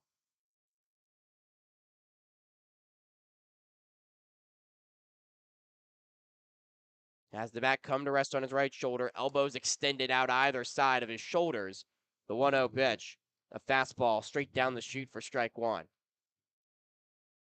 Maybe a little bit of an unconventional stance for Beal, jutting out his elbows and having his bat resting on his shoulder. It involves a lot of upper body movement to get to the baseball, but his hands are super quick. He's able to hit the ball well to all fields out of the righty batter's box. He'll check on Toole again, who's back with the head first dive. Beal, who started his career at Miami of Ohio, did not play after 1 season. Transferred then to Bates College for the Bobcats, where he dominated the junior college ranks. He pops 1 foul on the right side. Hit .370 in a full season in 2019. Then you have the COVID season, which of course doesn't register on eligibility. He only played 9 games. And then 2021, he hit .375, but his junior college struggled to find opponents. He only played in 8 games that season. So that made it that much harder for him to find a Division I opportunity as he'll check on the runner. Once again, Toole's back safely. But luckily, a coaching connection got him to the Richmond Spiders.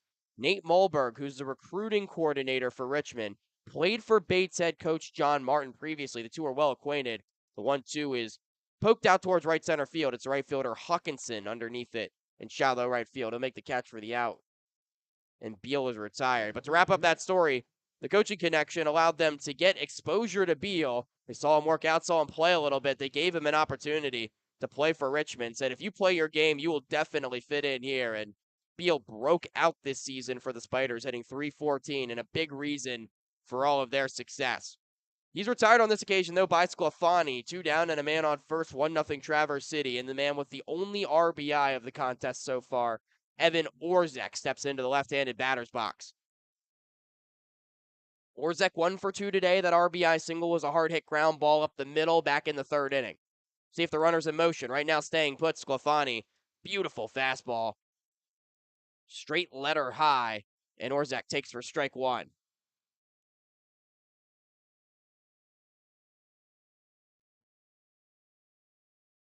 Sclafani looking to get through 2 innings of relief after starter Jonathan Hanscom went 3 strong, allowing only the 1 earned run. Problem hasn't been the pitching for Rockford, as it hasn't all season long, particularly for the starters. That starter ERA continues to dip down, currently under 2.5 at 2.38 coming into today, and the middle relief has also been rather solid for the Rivets. Runner takes off, pitches high for a ball, throw down to second base is not in time. Was picked on the short hop in front of the bag by the shortstop Harding, who tried to lay on the tag, but diving in safely head first was Toole. It's his 3rd stolen base of the game, and just like that, in scoring position again with 2 outs here in the 5th. Once again, the pitch was taken for a ball, so the count's 1-1 now to Orzek.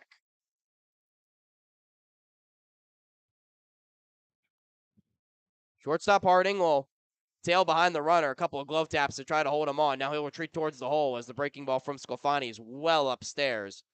Counts 2-1.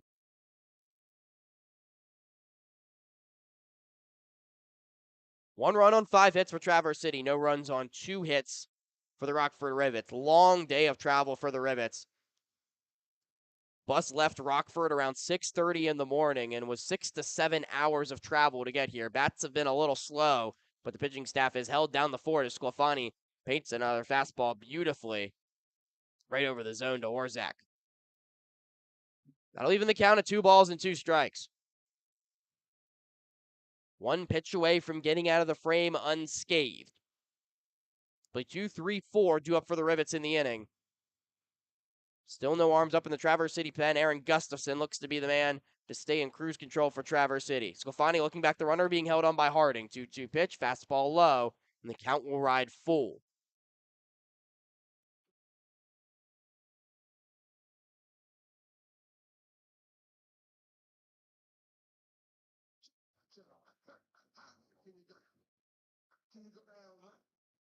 Sclafani for Lewis this season, ERA under 5. Is used mostly as a starter, has been used as a mixed bag so far for the Rivets. Could be a big bridge guy here on Sunday afternoon. He rocks, he kicks, he deals. The fastball's just upstairs for ball 4. First walk for Sclafani. Now 2 on with 2 outs. Into the 3 hole of this Traverse City order is Jared Miller.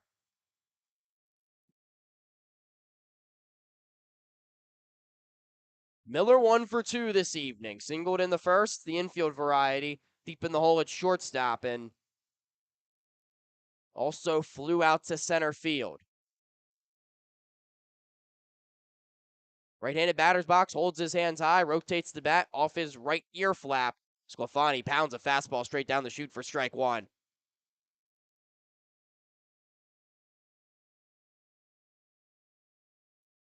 Miller's 9th game of the Northwoods League season joined the Pittsbitters after the inaugural series between these two teams, one that Rockford swept at Rivets Stadium. Rare success against this Traverse City franchise. 0-1 pitch, breaking ball, hammered to center field. Krittenberger started in. Now the center fielder drifts back, shields the sun from his face with his glove, makes the catch 3 steps in front of the warning track, and the side is retired. Miller gave it a charge, but the baseball swallowed up by the vast outfield here at Turtle Creek Stadium, and Sclafani works his way out of a jam. For the Pittsbitters, no runs on a hit, no errors. 2 men left. We've played 5 at Turtle Creek Stadium. Rivets got to get the bats going. They trail 1-0. You're listening to the Rockford Rivets Radio Network.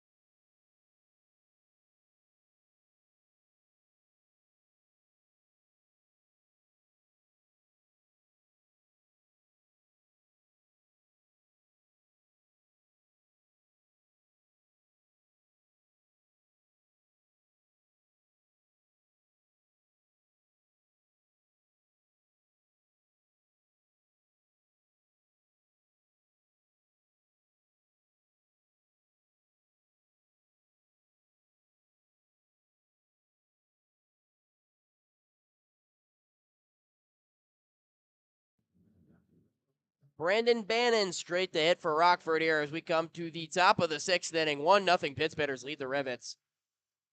And it's go time here for this Rockford offense. You got to feel third time through against starter Aaron Gustafson. Got to try to find a way to crack what's been a tough nut for Traverse City this afternoon. Bannon has one of Rockford's 2 hits. He takes a fastball outside for ball 1. But the southpaw has been cruising for Traverse City. 5 innings of shutout baseball, 2 walks, 3 strikeouts to go along with those 2 hits surrendered. Bannon an infield single back in the first and then lined out to second base in the third. His first start of the season for the Rivets. Takes another offering upstairs, 2-0 the count. Gustafson kicks and deals, 2-0 pitch, his line right back up the middle. It'll get down in center field for a base hit. Couple hops in front of Beal, and Bannon is 2 for 3 in his season debut for the Rivets. Just what they needed, a leadoff single here in the 6th.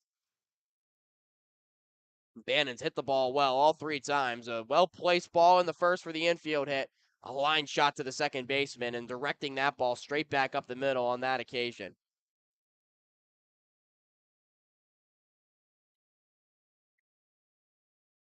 So we'll see if Rockford elects to play the small ball game here and send Bannon into motion. Does have plus speed over on first base, trying to get aggressive with the lead, but it's hard to steal on the lefty in Gustafson, who admittedly is slow, though, to home plate. He'll deliver a slide step and a fastball down the middle to Dylan Robertson. Left-handed bat DHing for Rockford is 0 for 2 today, out of that number 3 spot in the order. Rest of the bat on his left shoulder. It's a pickoff attempt. Bannon was going on first move. The throw down to second base is in time.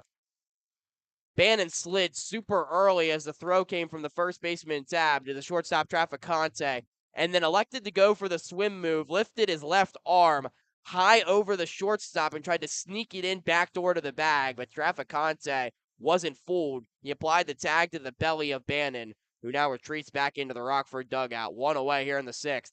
Next pitch to Robertson is popped up. Into shallow right field, Summerhill drifts in, makes the catch.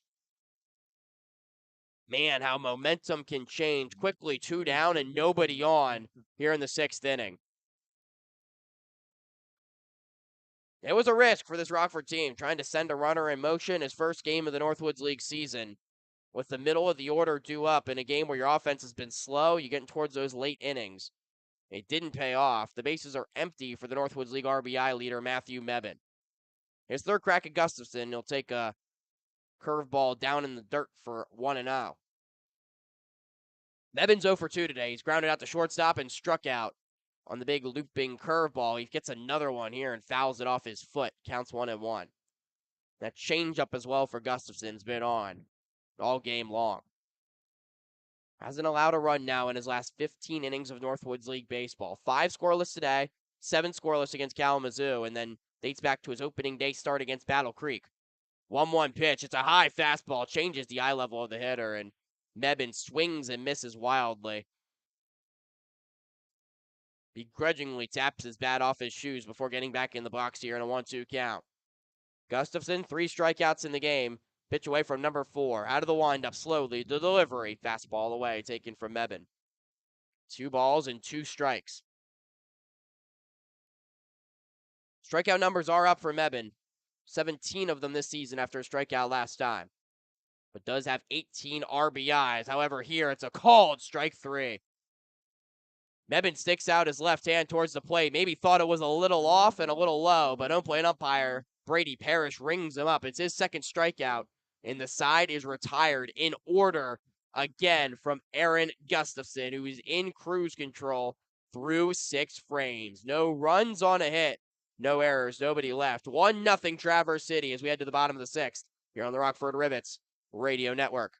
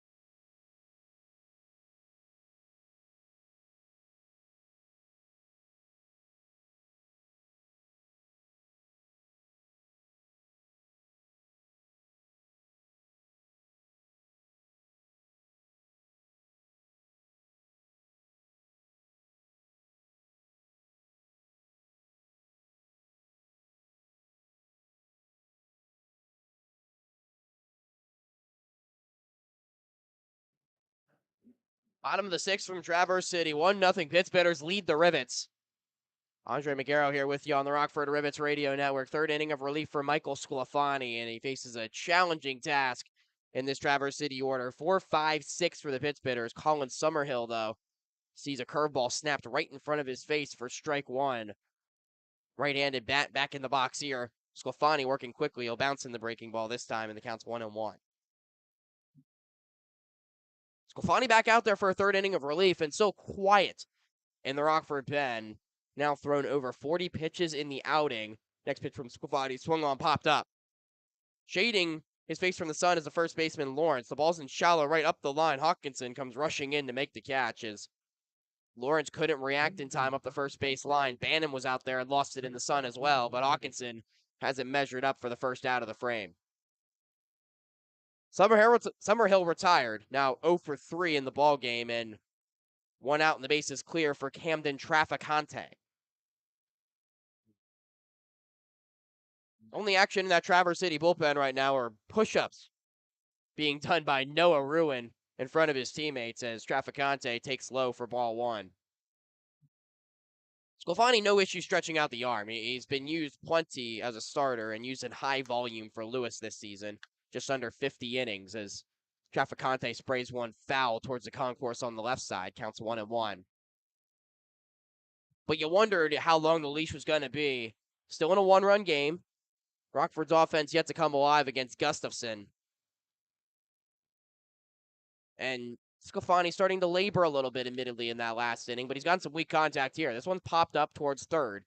Just a step into foul territory, parallel to the bag. The third baseman, Mebin, will make the catch up top towards the brim of his black cap. And it'll be quickly 2 down. It's maybe a little too early to tell on Sclafani. He's gotten some weak contact so far in this inning, missing a lot of barrels. 2 outs and nobody on for Hunter Tab.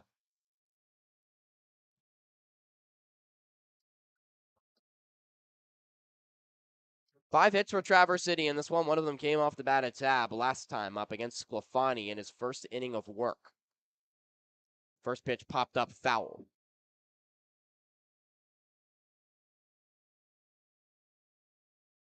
0-1 to Hunter Tab. In addition to his single against Sclafani, hit into a double play sharply. He's hit the ball hard twice. But Sclafani finds the inside edge of the zone with the curveball and now is ahead 0-2. See if he backs up another one, it goes back to the heater. 0-2 pitch. It's another breaking ball, this time on the outer third, but it's bounced foul just over top of the third base bag. Quick turnaround for these two teams. This game's moving right along. 6:44 local time currently after a 5:07 start. But the getaway day game tomorrow, 11 a.m. here from Turtle Creek Stadium is 0-2. Rare hanging curveball from Sclafani is ripped foul third base side from Tab, who stays in the count 0-2. 11 a.m. start time. They've been synonymous here with the Michigan teams in the Northwoods League. Our counterparts in Kalamazoo, the Rivets just faced over at Rivets Stadium, have already played 4 11 a.m. start time, so shouldn't be complaining too much. No balls and 2 strikes. Pitch from Sclafani is ripped down the left field line again. Another hanger. Sheffield going back towards the wall, but it hooks foul just over top of the Traverse City bullpen. Couple of dangerous swings from Hunter Tab, who does have power to leave the yard. He only had 1 home run in 38 games this season for Southern, where he plays for the Jaguars at the Division I level, but has plenty in his frame at 5'11", 205. Here's the pitch. Fastball upstairs. Went with a change of pace, but Tab not expanding the zone. Was part of the SWAC All-Tournament team. He went 12 for 15, did Tab. Ending his season on a high note, but here, a swing and a miss at a fastball. And he goes down. Second strikeout for Sclafani, who's getting better as this game goes on. Aging like fine wine in a town synonymous for the drink as the side is retired in order. No runs, no hits, no errors. Nobody left. We head to the 7th, and the Rivets still trying to get the bats going against Aaron Gustafson. There's still no action in that Traverse City pen. We'll see if Rockford can crack the starter when we come back on the Rivets Radio Network.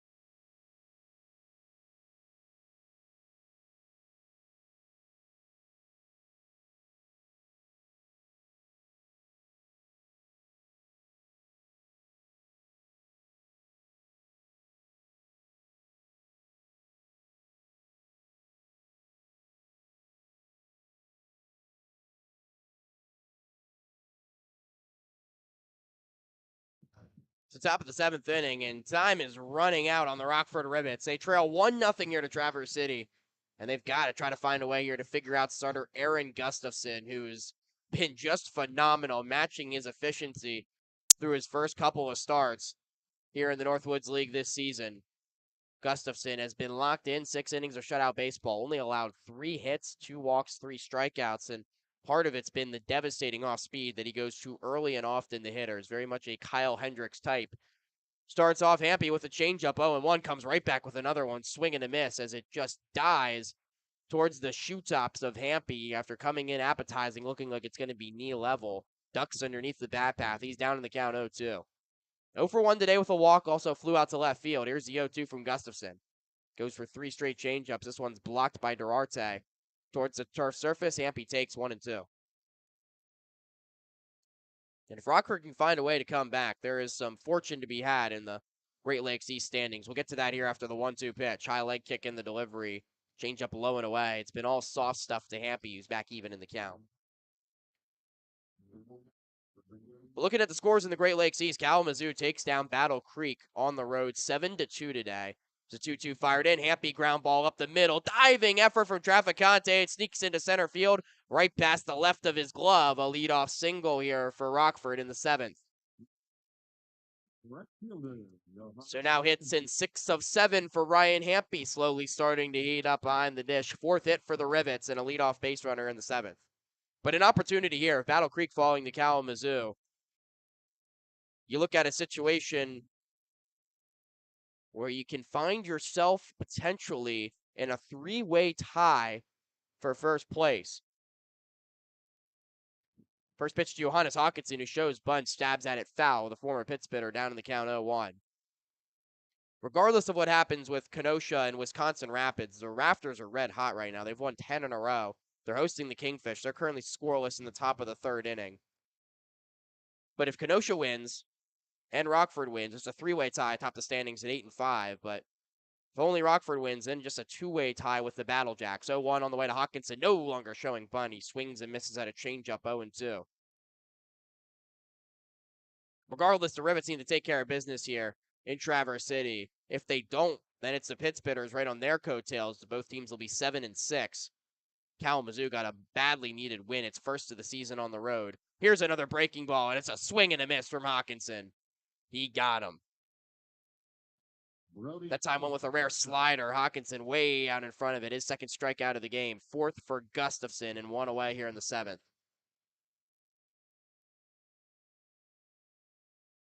We mentioned Hawkinson's struggling. He's now 0 for his last 18. Maybe slightly surprised he took the bunt off after 1 strike. Miller was only even with the bag at 3rd. Could have been an easy way to get a runner into scoring position, but regardless, Brody Harding now up to the plate. And maybe that's why you have a lefty-on-lefty matchup coming up, and Harding takes a strike over the outside edge for strike 1. Nobody's really pieced any baseballs up with the exception of Brandon Bannon so far off of Gustafson. So not a lot of success all the way around this Rockford lineup. Gustafson tried to go back inside front door with the breaking ball that time, but Harding takes, and it's 1-1. Finally arms up in that Pittsburghers bullpen. 80 pitches was the number coming into this inning for Gustafson. So really only 1 inning left in the tank for him as Harding hits one hard the other way towards left, but it hangs up for Toole, the left fielder, ranging over to his left to make the catch in the alleyway. Harding hit it well, but he's retired, and there's 2 down here in the 7th. Hampy still over at first base. 2 outs, and it's left to Trent Lawrence to try to keep the rally alive here for Rockford.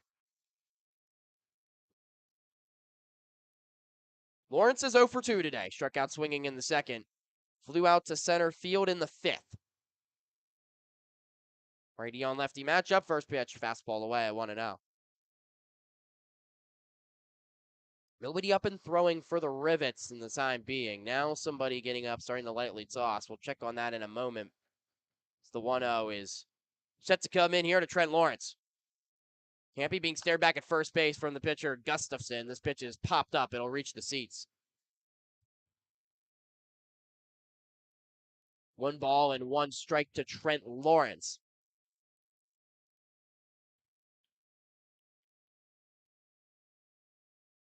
just a weighted ball being thrown right now in that Rivets bullpen. So nobody up throwing quite yet. It's Alex Pipes tossing the weighted ball up against the concrete wall, and the bullpens that dip below ground level here at Turtle Creek Stadium. Big swing and a miss from Lawrence. It counts 1 ball and 2 strikes.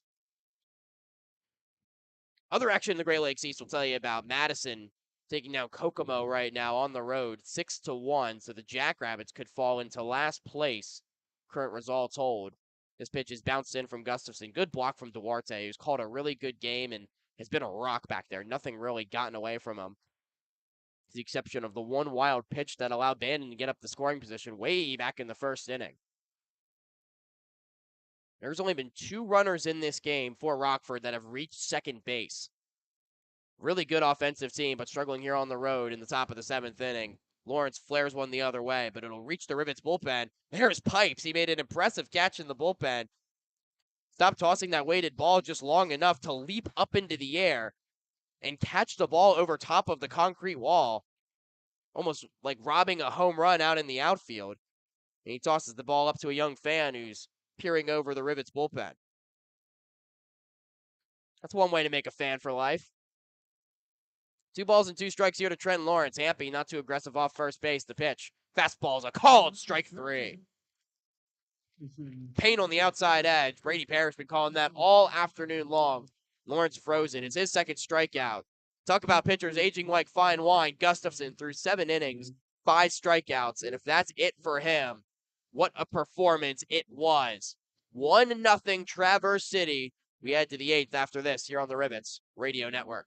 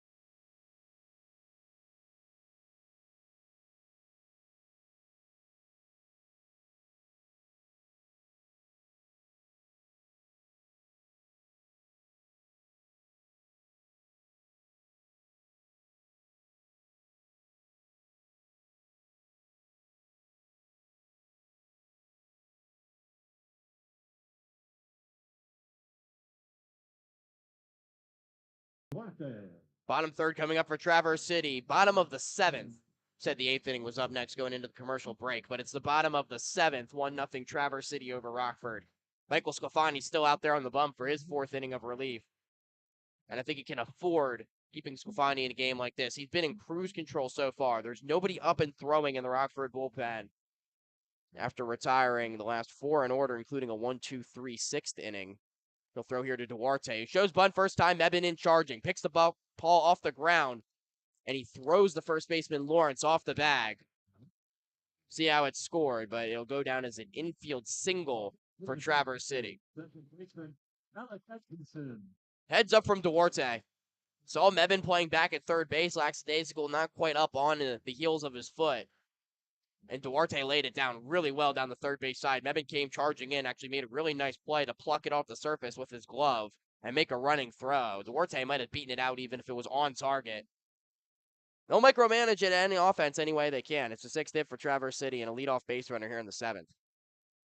That brings up Alec Atkinson. We'll see if he plays small ball here. They'll check on Duarte, a catcher who runs well. He's back with a head first dive. And Atkinson's somebody that can handle the bat pretty well for the Yale Bulldogs this season. Only one sacrifice successful, but It's more of a run producer for Yale in the middle of their lineup. Doesn't get too many opportunities to show bunt. Here he hits one really well to right field, but it's straight at Johannes Hawkinson.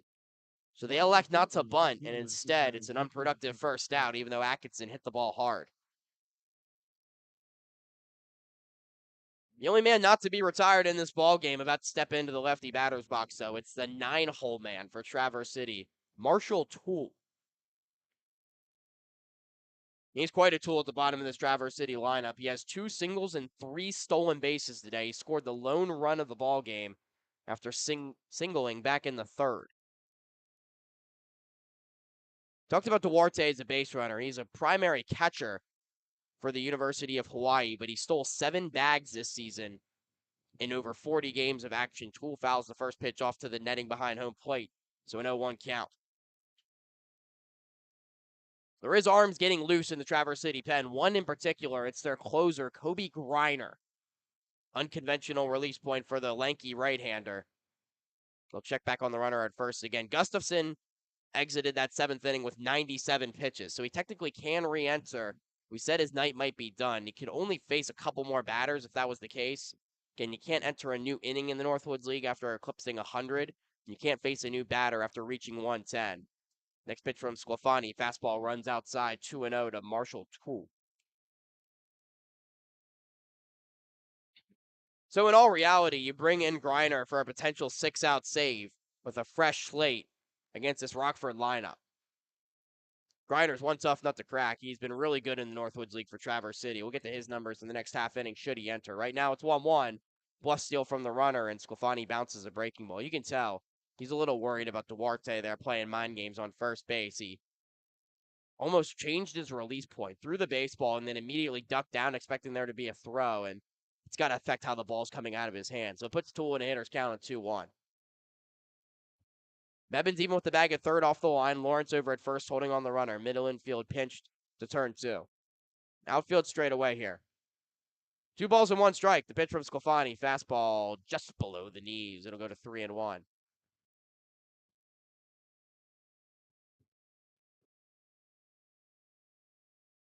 Crowd still funneling about Turtle Creek Stadiums. We're about to reach the 7 o'clock hour here in the Eastern Time Zone.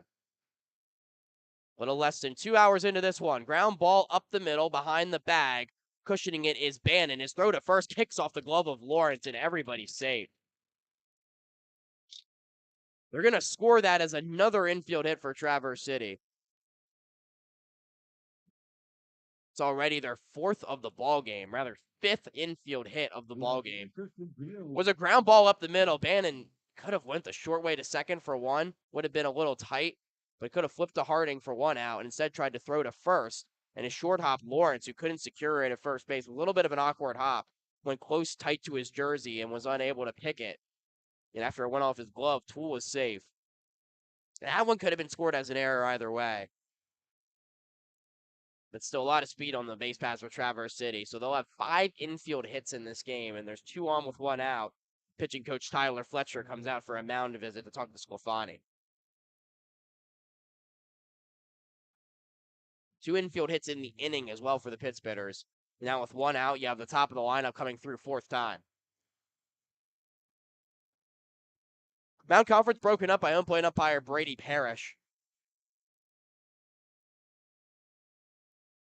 Fletcher will take his time, going back to that Rivets dugout first base side, and Josh Rebant, the head coach and third base coach of Traverse City, giving extensive instructions to Christian Beal, the leadoff hitter.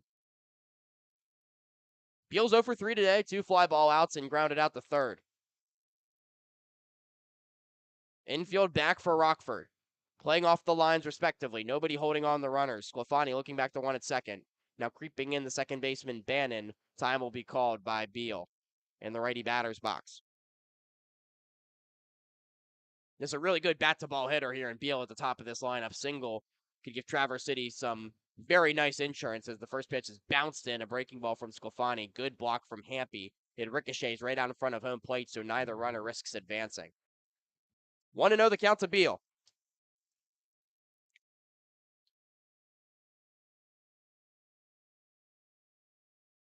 Again, he bends his elbows parallel to his shoulders. Bat rests on his right shoulder. Sclafani's down low with the fastball, and now there is action in that Rockford pen as Beal goes up 2-0 in the count.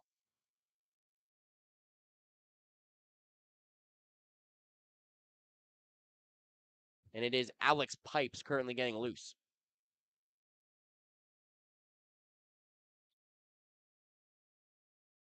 Sclafani looks back to runner, now deals. Fastball low and away. For a ball.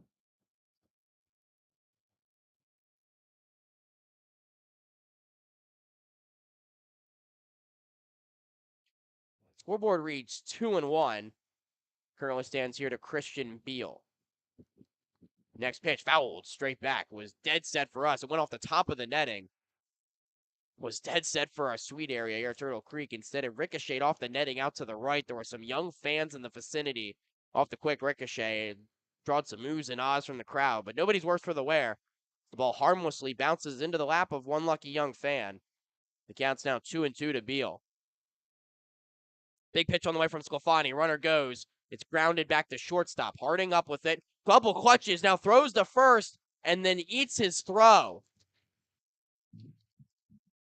He double clutched. Looked like he still might have had time to get the runner at first. Instead, he flips and throws to third, actually, seeing if Duarte would have overran the ball.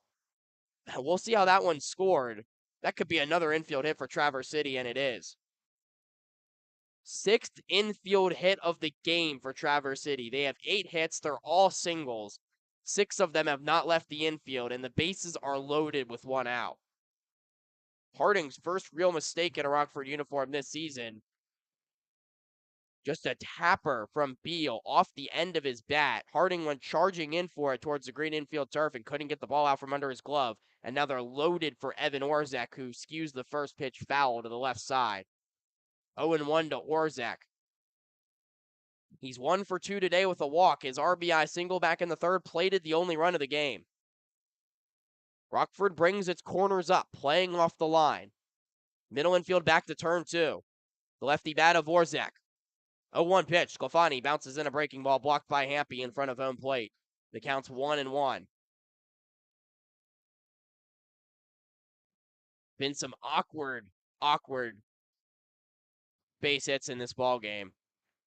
12 combined hits. And I believe 4 of them, 2 for each side, have left the infield. 1-1 pitch. Inside out swing, blooped foul off the facing of the wooden tabled seating area down the left field line, and it's quickly 1-2 to Orzak. Sclafani did well to get in his kitchen there and force the skewed foul ball. It's Keaton Hopwood gets up and gets loose in the Rockford bullpen now. 1 ball, 2 strikes. Orzak, the wide stance, choked up with 2 strikes. Bent well at the knees. Here's the 1-2 pitch. Fastball elevated, popped up. Into shallow territory and fouled ground in left field. Sheffield racing in, slides feet first towards the Traverse City bullpen. Can't make up the ground as a 1 hops into the pit spitter's pen and stays at 1-2 to Orzak.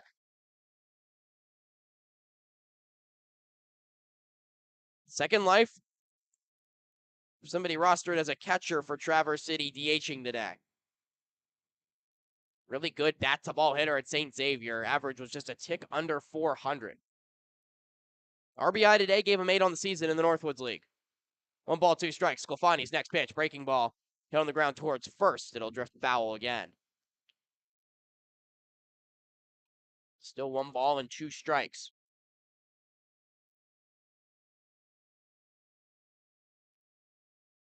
Jared Miller waits on deck for Traverse City. He's 1 for 3 today. See if Hopwood will face him regardless of the outcome of this AB, as Sclafani hasn't given up that much hard contact, but you can tell starting to labor a little bit with the bases loaded. The margin for error is that much more slim now in a 1-0 game. Next 1-2. Fastball, tapper in front of the mound. Sclafani up with it. He's going to throw to first. That's the only play he had. So they'll retire Orzak. 1-3 on the putout, but everybody moves up 90 feet. Duarte comes home to score. It's an RBI ground out for Orzak, his second RBI of the game. And Traverse City, small balls, another run across to take a 2-0 lead. Beal up to second, Toole up to third. And a ball hit off of home plate. that was up in the air for what seemed like minutes before it came back down into the glove of Sclafani. He just didn't have a play at home plate with the closing speed of some of those base runners. So 2 down, and now Jared Miller takes a fastball high, 1-0. And it's a little play, but a big play at the same time for the Pittsburghers, who now double their lead and have one of the most lights-out closers in the Northwoods League waiting in the wings. Next pitch from Sclafani, breaking ball snaps at the letters. Counts even at 1-1. Miller, an infield single back in the first, has flown out to center field in his 2 at-bats since. Senior infielder from Montrose, Colorado, an Oakland Grizzly. Has 2 more ducks on the pond if he can find some turf. 1-1 pitch is a fastball elevated 2-1.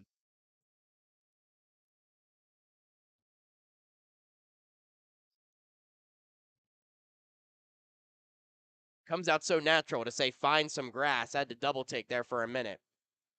He could find some grass out in the outfield. That would certainly add some insurance for Traverse City, the grass hills that overlook the outfield walls here at Turtle Creek Stadium. But right now, Sclafani not giving him anything to hit. He's upstairs again with the fastball, and the count's 3-1.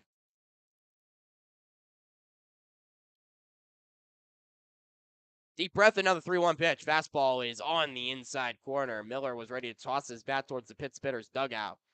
Looked a little inside, but Sclafani gets the benefit of the doubt, and the count's 3-2. First base is open. They'd be loaded for the cleanup man, Colin Summerhill. Beal on second, Toole on third. 1 across in the inning for Traverse City to take a 2-0 lead. Here's a 3-2 pitch. Breaking ball is tight, and it's ball 4. Tried to bend in a curveball right at that Traverse City logo on the alternate black uniforms, but it's upstairs and tight to Miller. Second walk for Sclafani, and the bases are loaded for Colin Summerhill.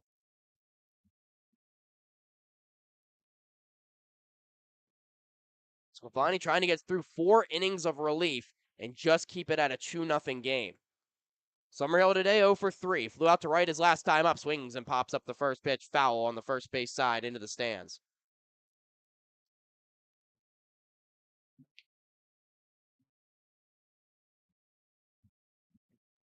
Summerhill has seen Sclafani twice now. Struck out looking in the 4th, and that aforementioned fly out to right in the 6th.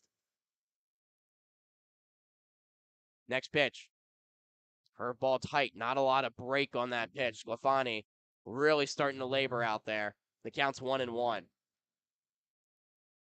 When he misses the sharpness on that breaking ball, the fastball is not super overwhelming velocity-wise. It allows Traverse City to minimize this arsenal. And right there, Summerhill right on cue. Fastball lined up the middle. It's through for a base hit. 2 runs come home to score on the RBI single. And Traverse City has opened it up here in the bottom of the 7th. 2 RBIs for Summerhill, 4-0 Pittsburghers.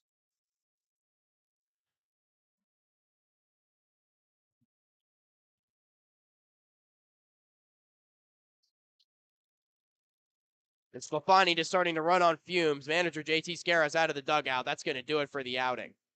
Pitched really, really good through 3 2/3, but just didn't have enough in the tank to get that final out.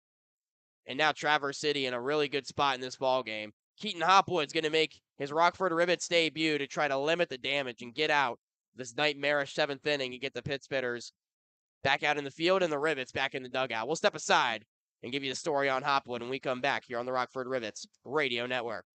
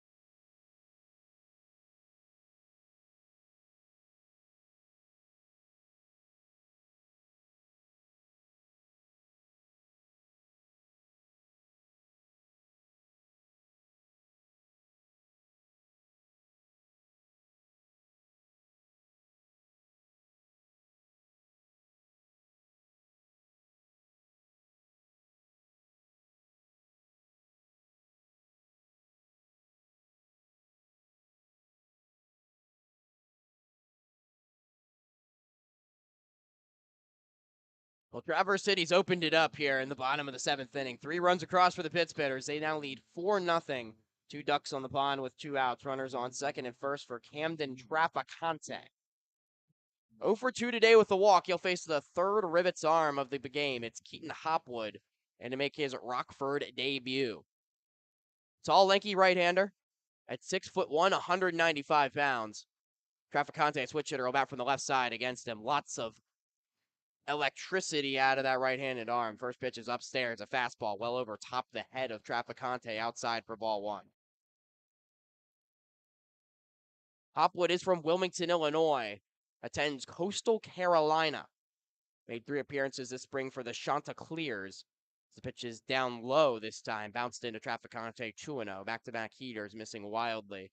For Hopwood, who has an electric arm, but pitched to a 13.5 ERA. Only an inning and a third under his belt. He allowed 2 earned runs on 1 hit, 3 walks, and a strikeout. Joining Rockford from Coastal Carolina after their elimination in the regional to Eastern Carolina.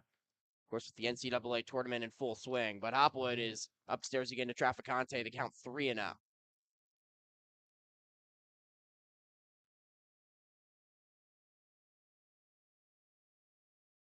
Off the battle back from well behind here, Trafficante to avoid loading the bases here with 2 outs.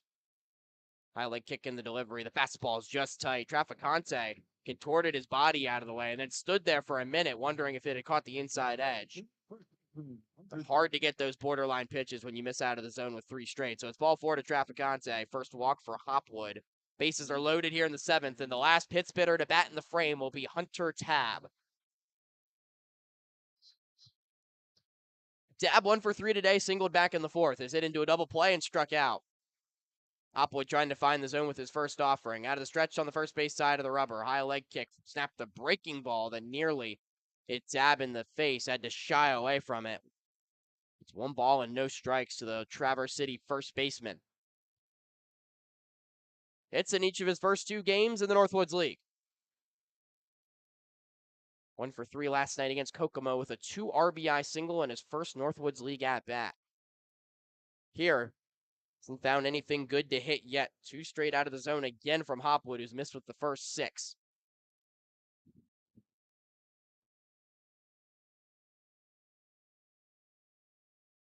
Hopwood, his stats are super lopsided with the Chanticleers this season, but did see more regular game time in 2021. Fastball is low, below the kneecaps, 3-0. Made 13 appearances in 2021 for Coastal Carolina and even started a trio of games. 4-3 with an ERA, a tick under 6. And pitched 31 2/3 innings, allowing 21 earned runs. Just hasn't found that same regular game time to work his stuff. Here he finds a fastball 3-0 straight down the chute to Tabb. It's 3-1. He's going to have to come back with a similar challenge pitch here unless he wants to walk a run in. Nowhere to put him here with 2 outs in the 7th. 4-0 Traverse City. Hopwood set at the belt. Stares down his catcher, Hampy. Now kicks and deals a 3-1. He bounced in a fastball, ball 4. Snagged on the short hop by Hampy, but it won't matter. Miller comes in to score.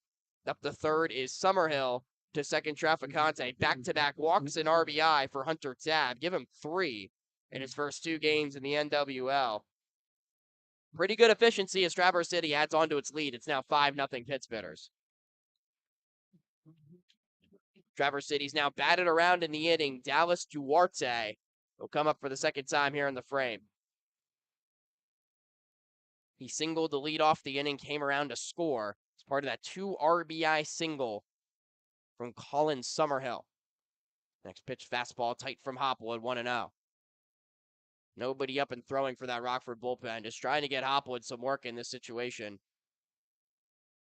It's going to be awfully tough for Rockford to come back in this one. Traverse City, a really good pitching staff, a really good bullpen.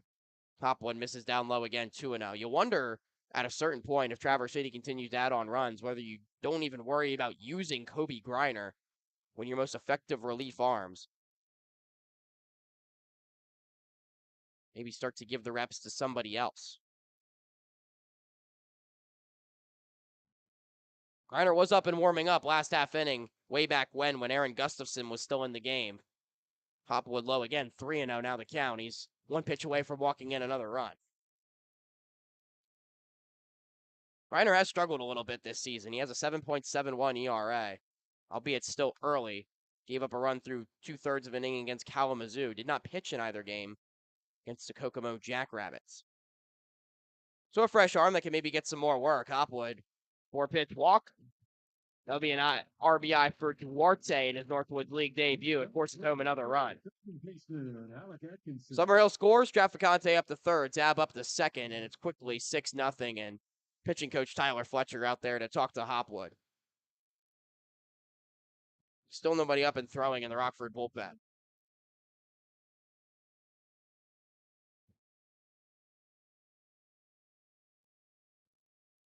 This has been a house of horrors for the Rockford Rivets. They have never won against Traverse City here at Turtle Creek Stadium. We hit on it a lot in the series in Rockford back on the Northwoods League Baseball Network at the beginning of the season. Traverse City had won 16 of 17 against the Rivets all time before that sweep at Lonnie's Field at Rivets Stadium in the early part of the season. It had been over 1,000 days since Rockford had won a game over Traverse City going into that series. 1,080 to be exact was June 17th, 2019. But Rockford has never won a game in this stadium. You think of the hot start for this Rivets team, 7-5, could have easily been a lot better. And there's still a getaway day game tomorrow. Rivets will have their ace, Ross Thompson, on the hill for that game. But you think you have an opportunity here. You talk about culture change and this team making a statement, trying to do something a little different. To make a statement against Traverse City after winning 4 straight would have been nice, but tough day of travel for this Rockford team. Game's still not over yet as Hopwood gets back in the zone against Alec Atkinson for strike one. Atkinson's 0 for 3 today. Down the count here, 0-1. But if you can't get a win here in Traverse City, you drop both games. It does feel a little sour. Feels like a missed opportunity as Hopwood tries to go off speed. It's a cross-up with Hampy. It's well over his head, and the wild pitch is going to plate another run. Traficante scores. Dab up to third. Duarte up to second. And it's now 7-0 Traverse City.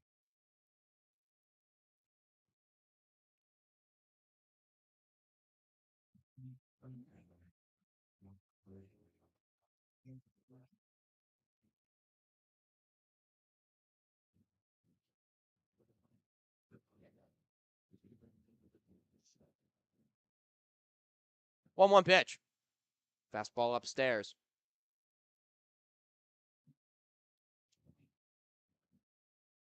Line is closed on Michael Sclafani. We'll feel a little hard-pressed through 3 2/3. Allowed 6 hits, 4 earned runs, 2 walks, 2 strikeouts. A pitch way better than that final line might indicate. It got away from him there at the end of the outing. Really showed good control and poise of the zone. And just so many infield singles, a couple plays that maybe if his defense is able to make, he probably gets through 4 innings of scoreless baseball. And Rockford's back in the dugout, only down by 1 run. It just hasn't been the Rivets' day, though. A couple bobbled balls here, a couple well-placed ground balls there on a quick infield, and it's quickly gotten away from the Rivets. 2 balls, 2 strikes, pitches upstairs. The count's now full to Atkinson. First base is open. This wouldn't force home a run, but again, just 1 pitch away from getting out of this nightmarish inning where Traverse City has scored 6 runs to take a 7-0 lead. Here's the payoff. It's low, ball 4. 4th walk for Hopwood in his 4th batter face. That loads the bases again. Marshall Toole. Still nobody up in the Rockford bullpen.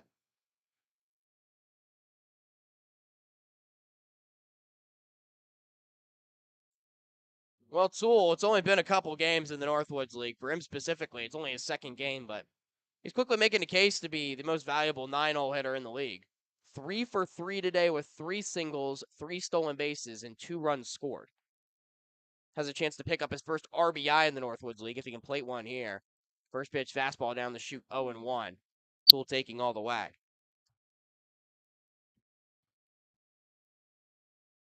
No balls, 1 strike. Hopwood's pitch. Just can't find the grip on that breaking ball. It loops up in the air again. This time Hampy's a little more ready for it. He lunges up in the air to make the catch and prevent it from getting to the backstop. 1 ball, 1 strike to Toole.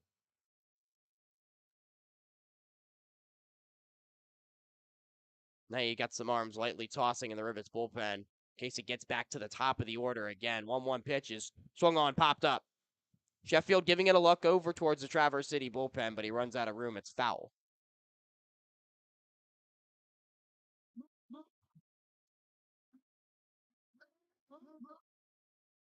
One ball, two strikes to Toole, and Hopwood once again one pitch away from getting out of this frame.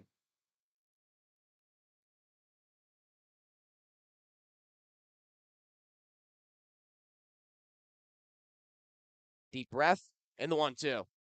Fastball served out to left field. Sheffield racing over, but it just hooks foul. Toole almost went the other way with it. Would have scored at least 2 runs. Runners coming off with contact with 2 outs. But second life for Hopwood to try to get out of this frame once again.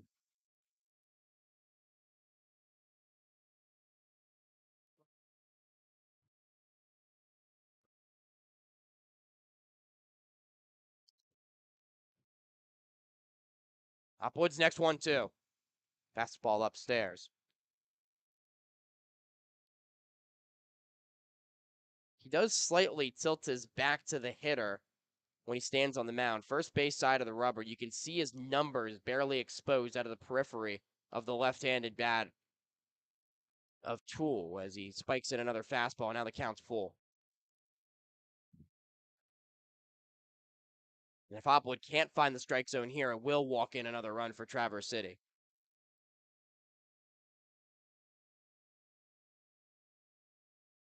Stands with his feet evenly apart on the mound. Here's a 3-2 pitch. Runners off. Pitch is grounded foul. Over towards the first base coach's box. It'll be flipped towards the stands for a young fan.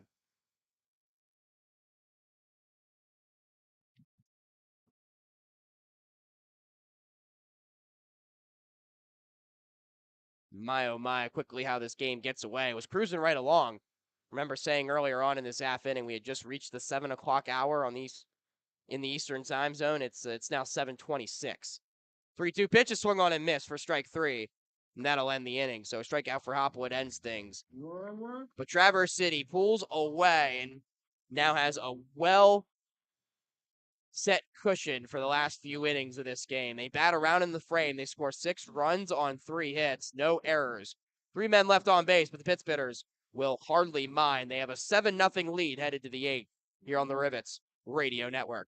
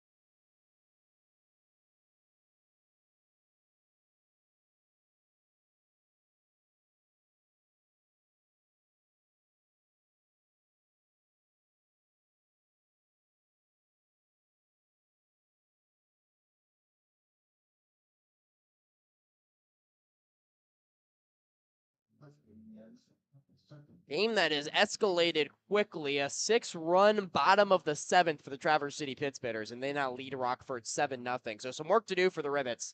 They have 9-1-2 coming to the dish. Starts with Garrett Sheffield, who's 1 for 2 today in the 9-hole. For Rockford, new arm on the bump as well for Traverse City. A familiar one at that for Rockford. It's Easton Johnson. First pitch up and away to Sheffield. For a ball, 1 ball, and no strikes to count. Sheffield singled his last time up back in the 5th to remain hot after his 3-for-4 outing a night ago. Average is creeping up there for Sheffield. It's close to the 300 mark now. It ballooned all the way up to 269 last night. This pitch will be popped foul into the stands quickly. 1-1 to Sheffield. But Johnson did face Rockford earlier this season, last Wednesday at Rivets Stadium, when 2 innings, gave up 1 earned run, 3 walks, no strikeouts. Was put in a really unfortunate situation for one of his first collegiate outings after starter Aaron Forrest was injured. Fastball high to Sheffield, 2-1. Was injured hopping off the mound to cover first base. Landed really awkwardly on his foot and was very uncomfortable trying to throw and land on that foot for the rest of his outing. Really lost control of the strike zone and had to pull himself out of the game. 2-1 to Sheffield as a fastball at the knees, 2-2. So you have Johnson going in there, not really expected to enter the game. Forrest was cruising until that point in what was a scoreless contest, and then Johnson has to come in after not really pitching for Creighton in the spring and enter against a locked-in Rockford lineup, and really struggled to find the zone early on, let some inherited runners score, but then he settled in, pitched nicely, and has worked well for this Pittsbitters team. He's pitched 3 innings so far this season in 3 appearances. He is 0-1 after getting the loss in that Rockford game. Was only given up 1 hit, but 3 earned runs on 6 walks and a strikeout. So he struggled to find the strike zone at times. He's here in a 2-2 count to Sheffield. Next pitch, a fastball, hit on the ground towards second base. Stays down on the all-turf surface for Alec Atkinson, who's down to a knee at field and throws the first in time to nab Sheffield, 1 away in the top of the 8th. That'll bring things to the top of the order and Ty Krittenberger.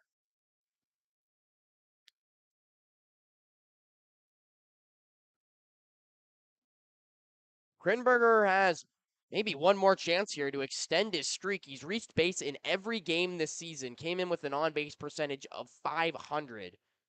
We said one of the best leadoff hitters in the Northwoods League. Takes up high for ball 1. He's top 5 in the league in RBIs out of the leadoff spot. Has homered in back-to-back games. He's been locked in. Also a last chance to extend his brief 5-game hitting streak. 1-0, Johnson finds the knees to even the count. Krittenberger faced Johnson twice in those 2 innings of work at Rivets Stadium, and he walked both times. 1-1 pitch. First sign of the off-speed from Johnson, who features a curveball. It's off the shoe tops of Krittenberger, just above them, mind you. Not off of them, as in it hit him. So it's 2-1. Sun starting to set here in northern Michigan.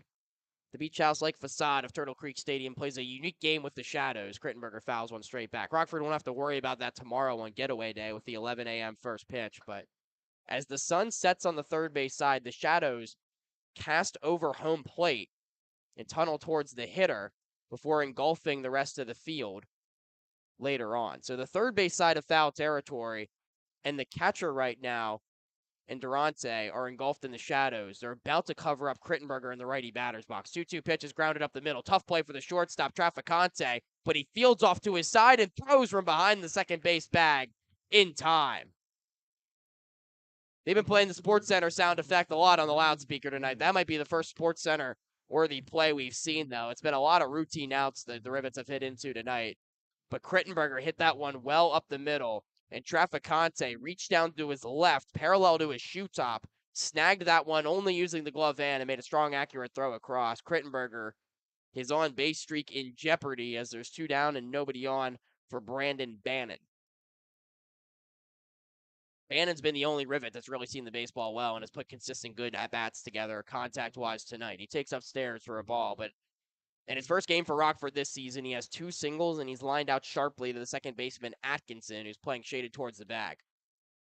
Next pitch on the way from Johnson. Drops in a breaking ball nicely for 1-1.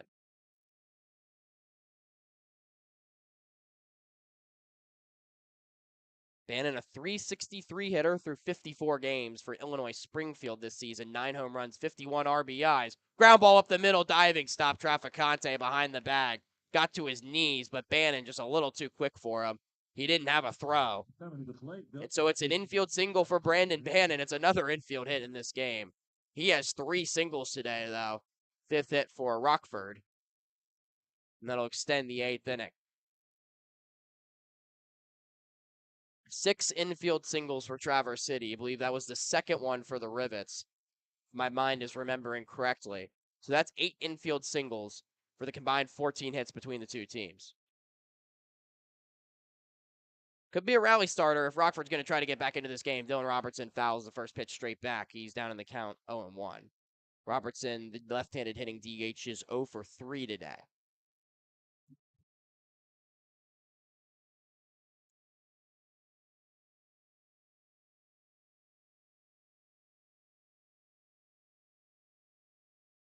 Johnson stands at a tall frame, towering over on the mound. You can see his shadow silhouette behind him as the sun continues to set. He pumps a breaking ball in over the outer third to Robertson, who's down in the count 0-2. Johnson is 6'4", 220. One tall glass of water from Gilbert, Iowa. The bright cherry red Pitts Bitters cap peers in, and now the pitch. 0-2 is well away. Stretch Armstrong move from Durante, who lassoed the ball in out of the righty batter's box, and the count's 1-2.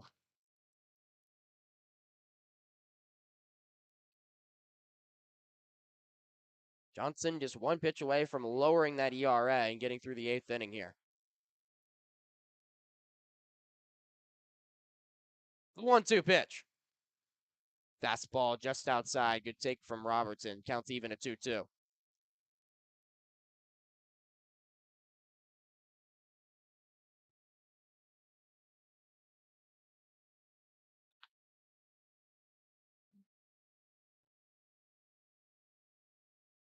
Deep breath. Set at the belt. Fastball upstairs. Counts full. Taking a look around the rest of the Great Lakes East. Update from Wisconsin Rapids. The Rafters lead the Kingfish 1-0 in the top of the 6th. They're two teams that can at least have the potential to match the baseball. Kingfish have been more of a pitcher-heavy team in the early goings, parallel to what they did under Mike Picaro with the lopsided offensive numbers a season ago. Runner takes off here in a 3-2 count, but it's fouled back from Robertson. They've kept Wisconsin Rapids in check so far, but if the Rafters are able to hang on, win that ball game, and results will here at Traverse City, they'll have a 3-way tie for second place in the division at 7-6. And then Battle Creek will remain in first place despite losing the day at 8-5. And that just shows you how wide open this division is. Everybody is beating up on everybody here in the early stages. 3-2 pitch. Upstairs, ball 4. Robertson will take his walk. Bannon up the second, and 2 base runners here in the 8th inning. Next up, First free pass on the tab of Johnson. Final score from Kokomo, the Jackrabbits fall to the Mallards 6-1. So with Kalamazoo's win today, Kokomo now shares the basement to themselves.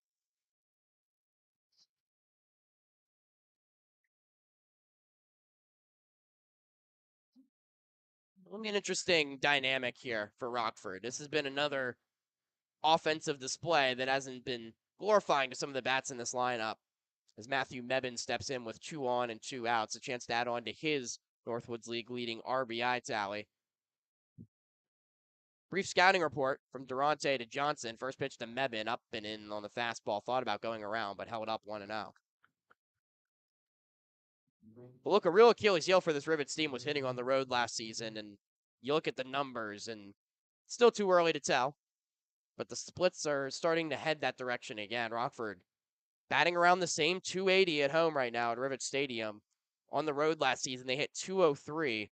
Right now, all right, it's about 230, but only 1 run against Kenosha in their last road game. Struggling to put up some runs here, albeit a day after some busy travel. Again, still early, but just some numbers worth looking at.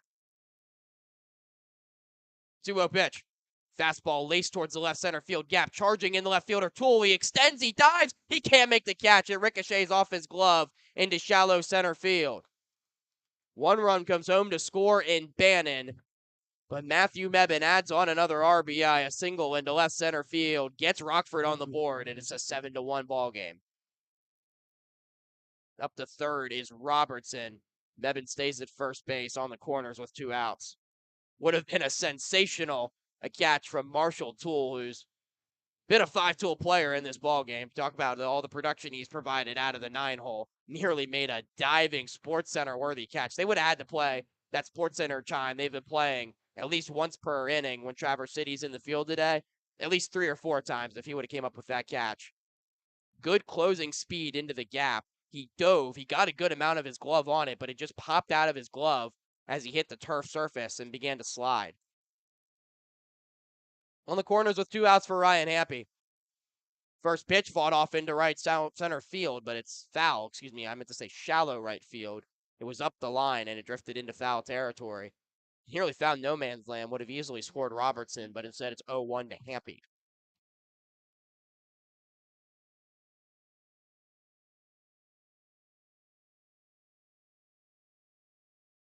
Ryan's 1 for 2 today. He walked back in the second, singled in the 7th, and flew out to left in the 4th.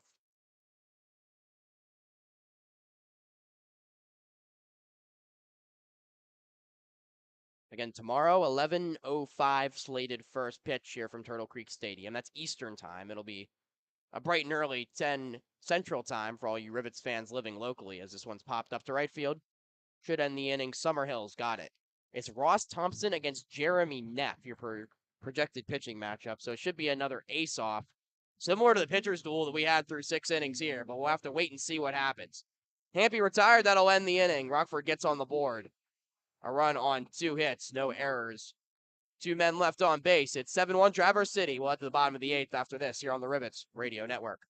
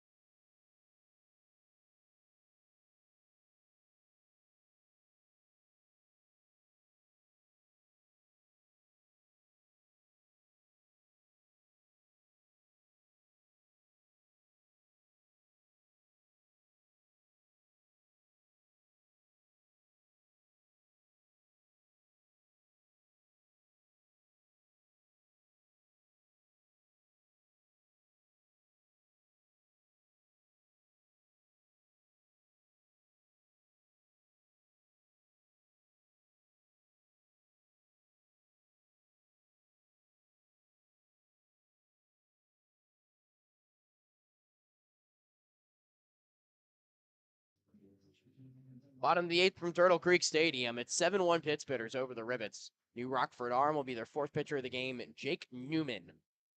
Mound the hard-throwing right-hander, set to make his 4th appearance of the summer. By the Rivets, we have Colton Klein in the 19 now on the mound. Newman, through his first 3 appearances, has been looking for a bounce back ever since that outing that got away from him in Kalamazoo, where he allowed 4 runs without a hit, including the walk-off for the Growlers in that game. Had an opportunity in Kokomo to try to get one back, but struggled in that regard as well to get through the inning. This could be a big bounce back outing for Jake Newman, playing with house money here. First pitch, top of the lineup, Christian Beal is lined up the middle. It'll get down on 1 hop in front of Krittenberger for a base hit. Beal's second hit of the day turns an 0 for 3 into a 2 for 5. He's aboard to start the inning. not hit particularly hard, just blooped into no man's land. I think that's a good sign for Jake Newman. He's dodging barrels and getting in the zone. That's what he just needs right now for his confidence. It's his 4th appearance. He's allowed 5 earned runs, 6 runs total in an inning and 2/3. He's only allowed 2 hits, but it's 10 walks and 1 strikeout. The walks have been what have killed him. Mentioned his outing against Kokomo back on June 6th. 2/3 of an inning, but walked 3. And once he started walking runs in, that's when the plug was pulled by manager JT Scara. But this is a little bit of a different situation, as the first pitch fastball is a called strike to Orzak. It's a 6-run Traverse City lead, and nobody's trying to argue that you're not trying to win games in summer ball. Everybody's trying to win every game, but it's also about player development, and this is a situation here where it's not likely for Rockford to come back. You can kind of let somebody grow and find that confidence, and they don't have to worry about protecting a lead.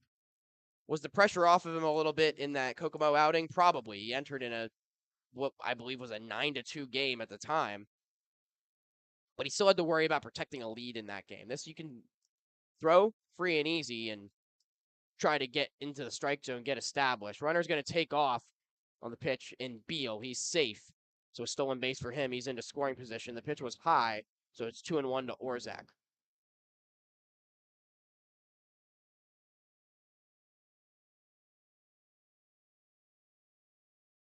Should also mention that single to lead off the inning for Beal was just the 4th Traverse City hit to leave the infield. They have 10 of them as a team.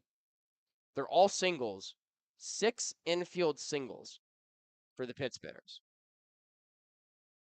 And that's not to argue that they haven't been the better team and they haven't deserved their lead in this game, but the ball's been really well placed at times for a Traverse City team that knows how to play that Kansas City Royals 2015-esque style of baseball, where you're putting the ball in play, you have a lot of really good base runners, and you know how to small ball it and play some really good defense. That's the brand Traverse City loves to play, and they've executed it to a T against a Rockford team that likes to hit the ball all over the yard and for a lot of extra base power. This isn't the right ballpark to really do that in, as big as it is. Next pitch is upstairs. Orzak walks. It's his 3rd time reaching base in this game, his 2nd walk, and the 1st to the tab of Newman. That'll bring up Jared Miller. Miller today is 1 for 3. Walked and scored his last time up, singled back in the 1st. First pitch tight. The count's 1-0.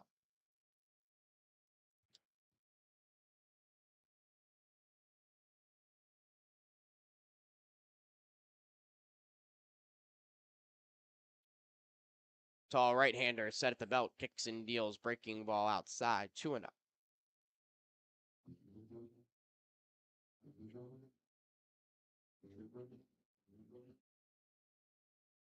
Mentioned Ross Thompson and Jeremy Neff going mano-a-mano together. That's a showdown on the bump between 2 Northwoods League All-Stars last season. That should be a joy to watch.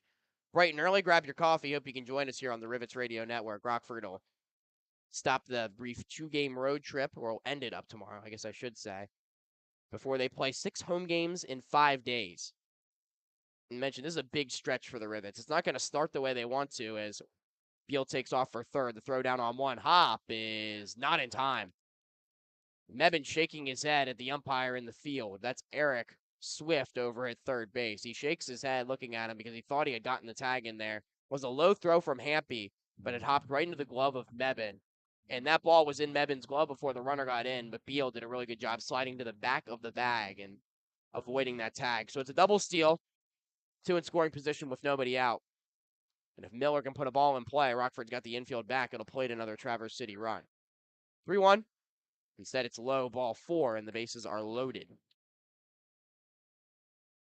Here's the cleanup hitter for the Pitt Spitters, Colin Summerhill, coming to bat.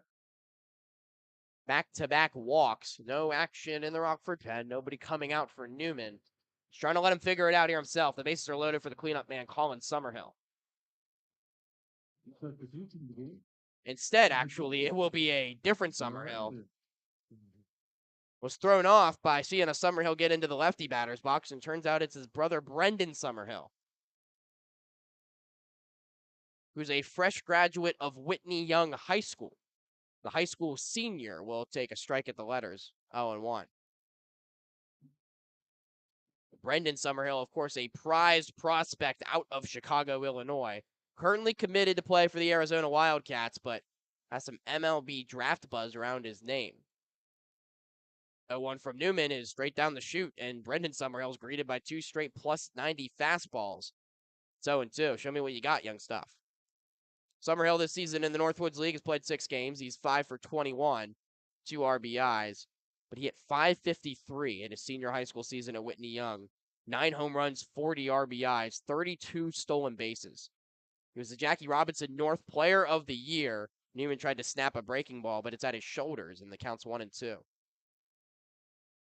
He played the first 4 games of the season, the 2 in Battle Creek and then the 2 in Rockford. Then he left for a little while because he wanted to go attend his high school prom as a senior and also got a couple MLB draft evaluations. The Dodgers and the Cubs were checking him out at workouts. 1-2 pitch, a breaking ball is a called strike 3. So Brendan Summerhill is rung up by Jake Newman, who finally finds the strike zone, gets a big strikeout for the first out of the 8th. Wild, though. You're playing in the Northwoods League in front of thousands of fans every night and say, I'll take 5. Go get evaluated by some MLB teams, go to my senior prom. And then you got to come back, join the Pittsburghers in Kalamazoo, and play on Colin's team, his brother, for the first time ever. Pitches high to Camden Traficante. Of course, 2 different age groups. Brendan Summerhill being a high school senior, Colin Summerhill being a sophomore in college. So that's why they wouldn't play together in travel ball. But the 2 actually attended different high schools. Traficante fouls a pitch straight back, 1-1. The shortstop switch hitter will bat from the left side. He's 0 for 2 today with 2 walks and a run scored. Brendan Summerhill attended Whitney Young. It's a public school in Chicago area. Colin Summerhill attended a private school, Loyola Academy. Really good baseball school in Chicago, private school, but also where he played hockey. He was a 2-sport athlete. And obviously not a lot of public schools in Chicago are going to offer hockey, even though the Blackhawks are a big name there. And there was a lot of buzz for a long time about Illinois joining the Big Ten. They ultimately could not fund that team after the COVID pandemic happened, so it fell through. There's a big hockey buzz in Chicago, but it's still hard to find a good high school team at that level as Traficante hits a high pop-up in a 2-1 count. Deep at second base, Bannon will make the catch for the second out. Runners will stay put with 2 down now. So Colin Summerhill goes to Loyola Academy so he can continue playing 2 sports. Brendan Summerhill was a goalie in hockey, but he gave up playing it going into high school to focus on baseball. So the 2 never attended the same high school. Growing up, they were always in different age groups. So 2 brothers playing baseball highly at the collegiate level. Colin, who's now out of the game, plays for the Troy Trojans, which is a Division I level as well. Brendan will either go pro or play at Arizona in the Pac-12. Never played on the same team until this summer in Traverse City for the Pittsburghers. They're also the first brothers in Pittsburghers history, albeit this is only the 4th season for the Traverse City franchise, 3rd traditional Northwoods League season. You have the Pods back in 2020. Hunter Tab hits a ground ball with the bases loaded up the middle. Backhand stop from Bannon. He'll throw to first in time, and that will retire the side. Really good bounce back from Jake Newman. 3 straight outs after loading the bases. The Pittsburghers held scoreless in the 8th. Hopefully that'll be the start of things to come for him. We'll head to the 9th. 7-1 Pittsburghers here on the Rockford Rivets Radio Network.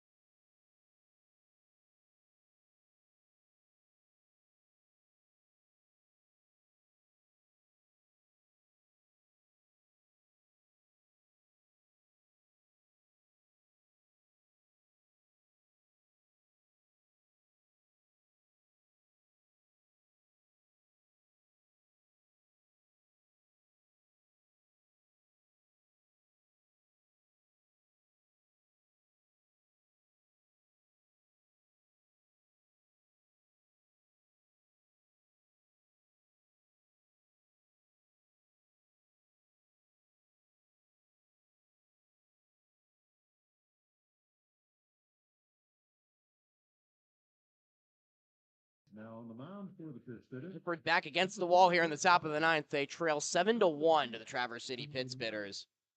Johannes Hopkinson. And there'll be changes about for both sides. There's a new arm on the bump for Traverse City. It's Chris Welton making his third appearance of the season, the right-hander.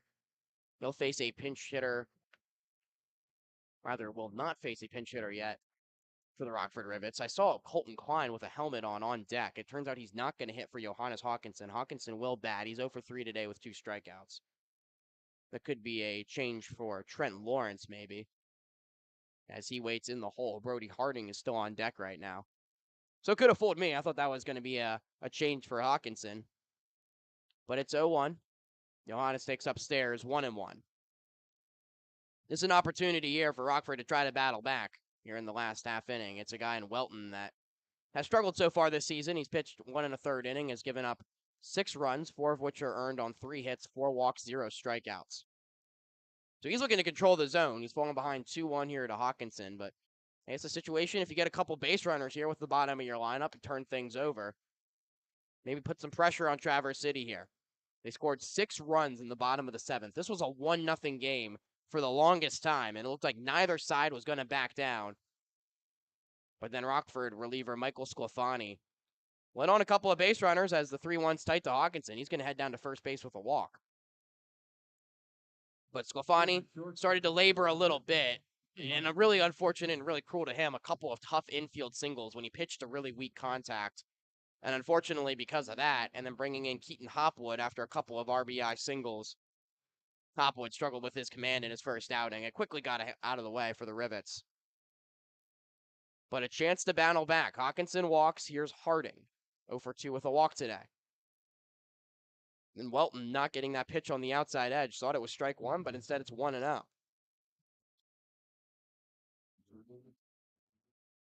Last pitch 6 days ago at Kalamazoo. Went an inning and a third, in a 12-4 loss.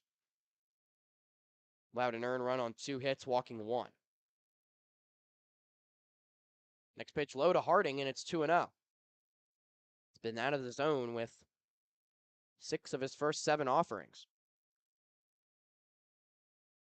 Here's the pitch. Fastball grounded back up the middle. Slow roller to shortstop. Traficante's up with it. He'll throw to first base. Retire Harding. 6-3 on the putout. Slow roller gets Hawkinson into scoring position and 1 away here in the 9th.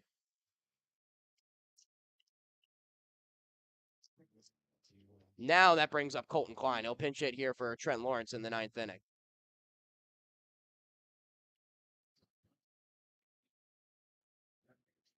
Colton Klein substituting in number 93. Klein so far this season, 8 for 33, a double and an RBI. Turn things to the left side of the plate after the righty Lawrence done today after 3 ABs, 2 strikeouts, and a fly out to center field. Change being confirmed. Welton still on the bump.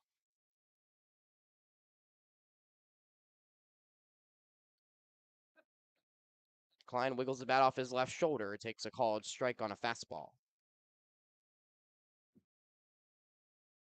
0-1 the count.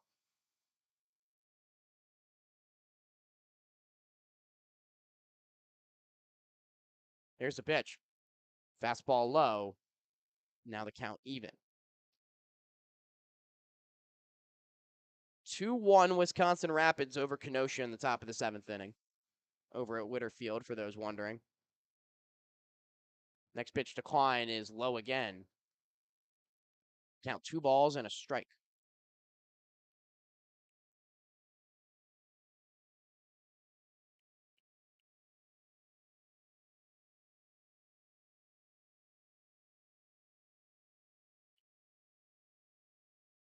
Two-one pitch sent foul over to the left side and counts 2-2.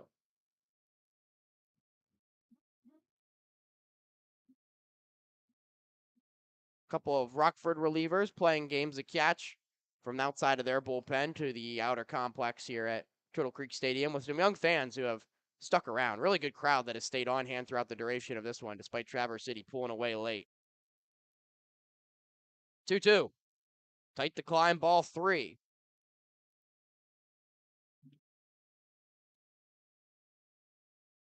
So you have two base runners here. If Klein's able to reach with one out, Garrett Sheffield on deck is 1 for 3 today in the 9-hole.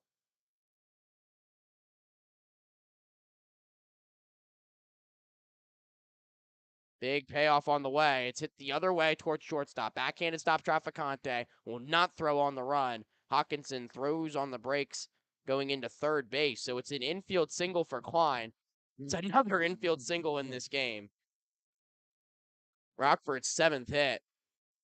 Third infield single for them. There's been 6 infield singles. So 9 infield singles now in the 17 hits. Ground balls have found where they've needed to go. So 2 on. There's runners on the corners with 1 out for Garrett Sheffield. Sheffield lined one into right center field for a base hit back in the 4th. He takes strike 1 at the knees from Welton.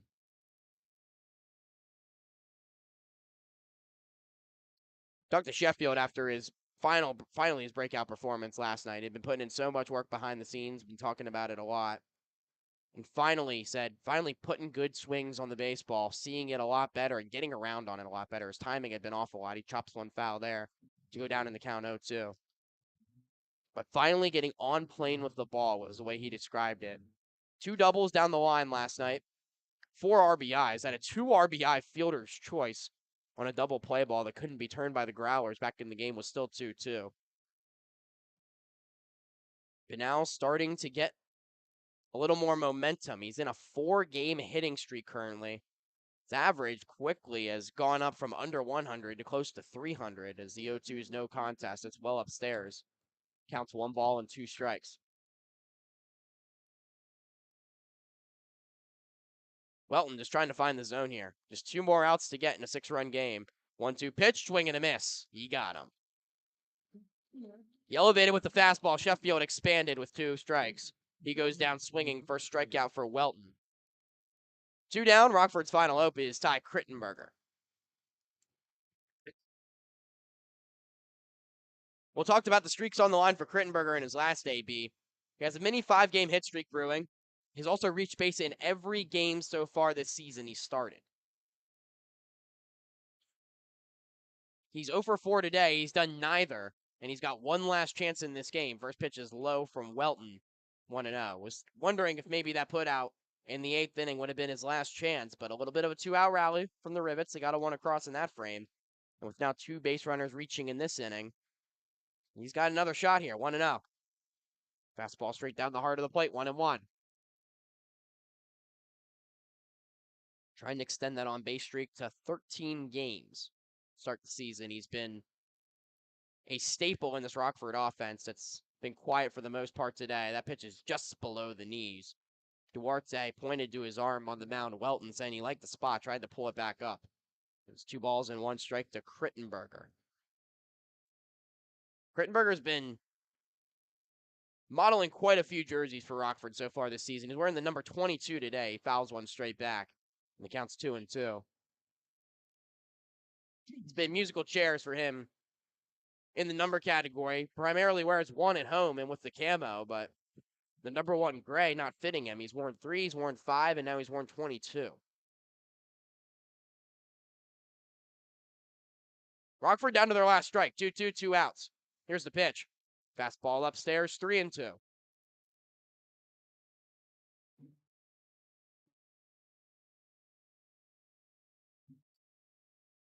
Full count offering on the way. Bannon waits on deck, but Traverse City's trying to close the door. Their fans starting to applaud here from Turtle Creek. 7-1 pit spitters, 3-2, 2 outs in the 9th. The pitch bounced in, ball 4. Well, the on-base streak extends for Crittenberger. All 13 games he started, he's reached base safely. They're loaded with 2 outs for Brandon Bannon.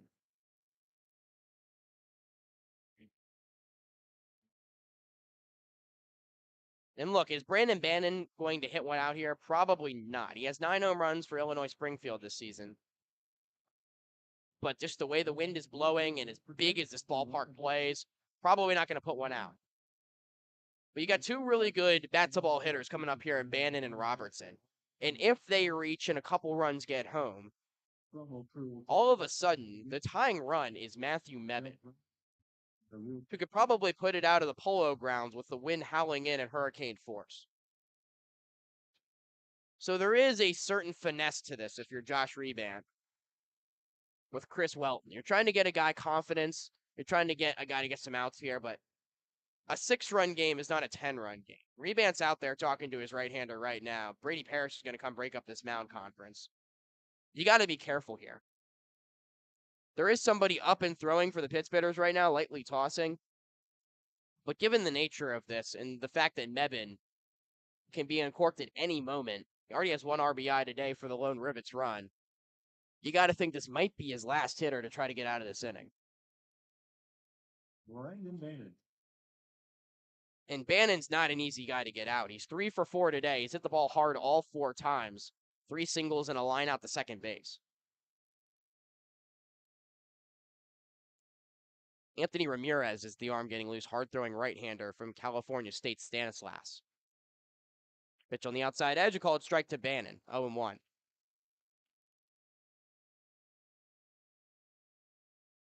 The shadows have continued to set in here at Turtle Creek. The whole left side of the field, including behind home plate, is engulfed as the 0-1's upstairs to Bannon. Counts at a ball and a strike. Rockford had no runs until there were 2 outs in the 8th. A single, a walk, and then a RBI single from Matthew Mebane plated Bannon. Made it 7-1. Now the base is loaded with 2 outs here in the 9th. Pitch upstairs, 2-1. And again, still a 6-run game, but if Bannon reaches, Robertson reaches, the tying run will be at home plate in the form of Matthew Mebane. 2-1 pitch, is swung on, popped up.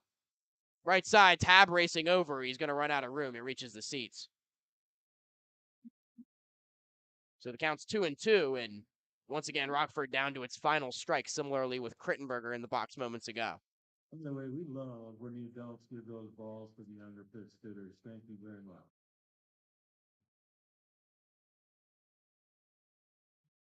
Game time has just reached 3 hours. Started at 5:07. It's now 8:07. Traverse City hoping it goes no further here.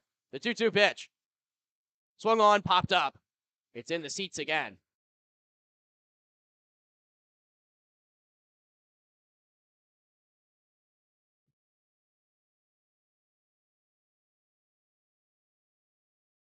Temperature has continued to cool down here on the coast of Michigan, down to 58 degrees. The 2-2's upstairs.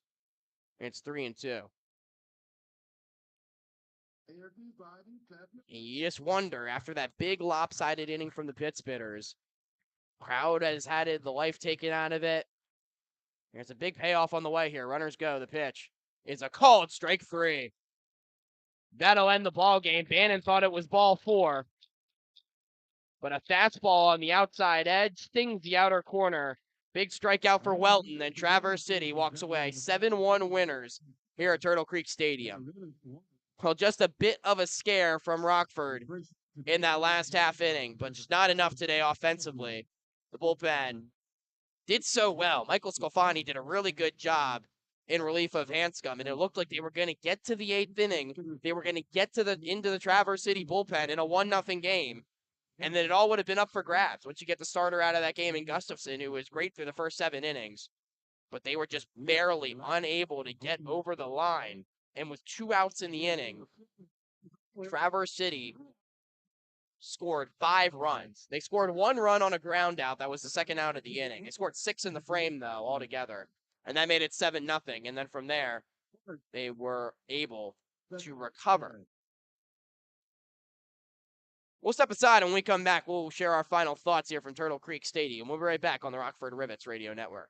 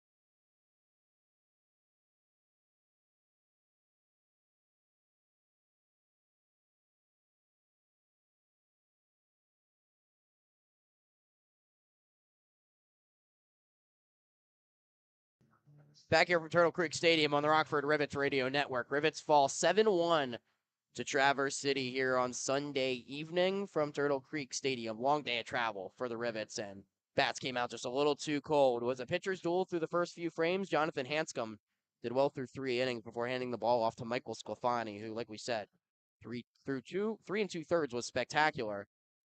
Ball just placed perfectly from this Traverse City team. They finished the game with 10 hits. 4 of them, 4 of their 11 hits, mind me, after some incorrect math on my end, left the infield. And Traverse City won this game 7-1 after a 6-run 7th inning. Rockford got a run late, but it was too little too late, and they threatened in the 9th with the bases loaded. But Traverse City able to hold down the fort. The Pittsburghers have now won 5 in a row.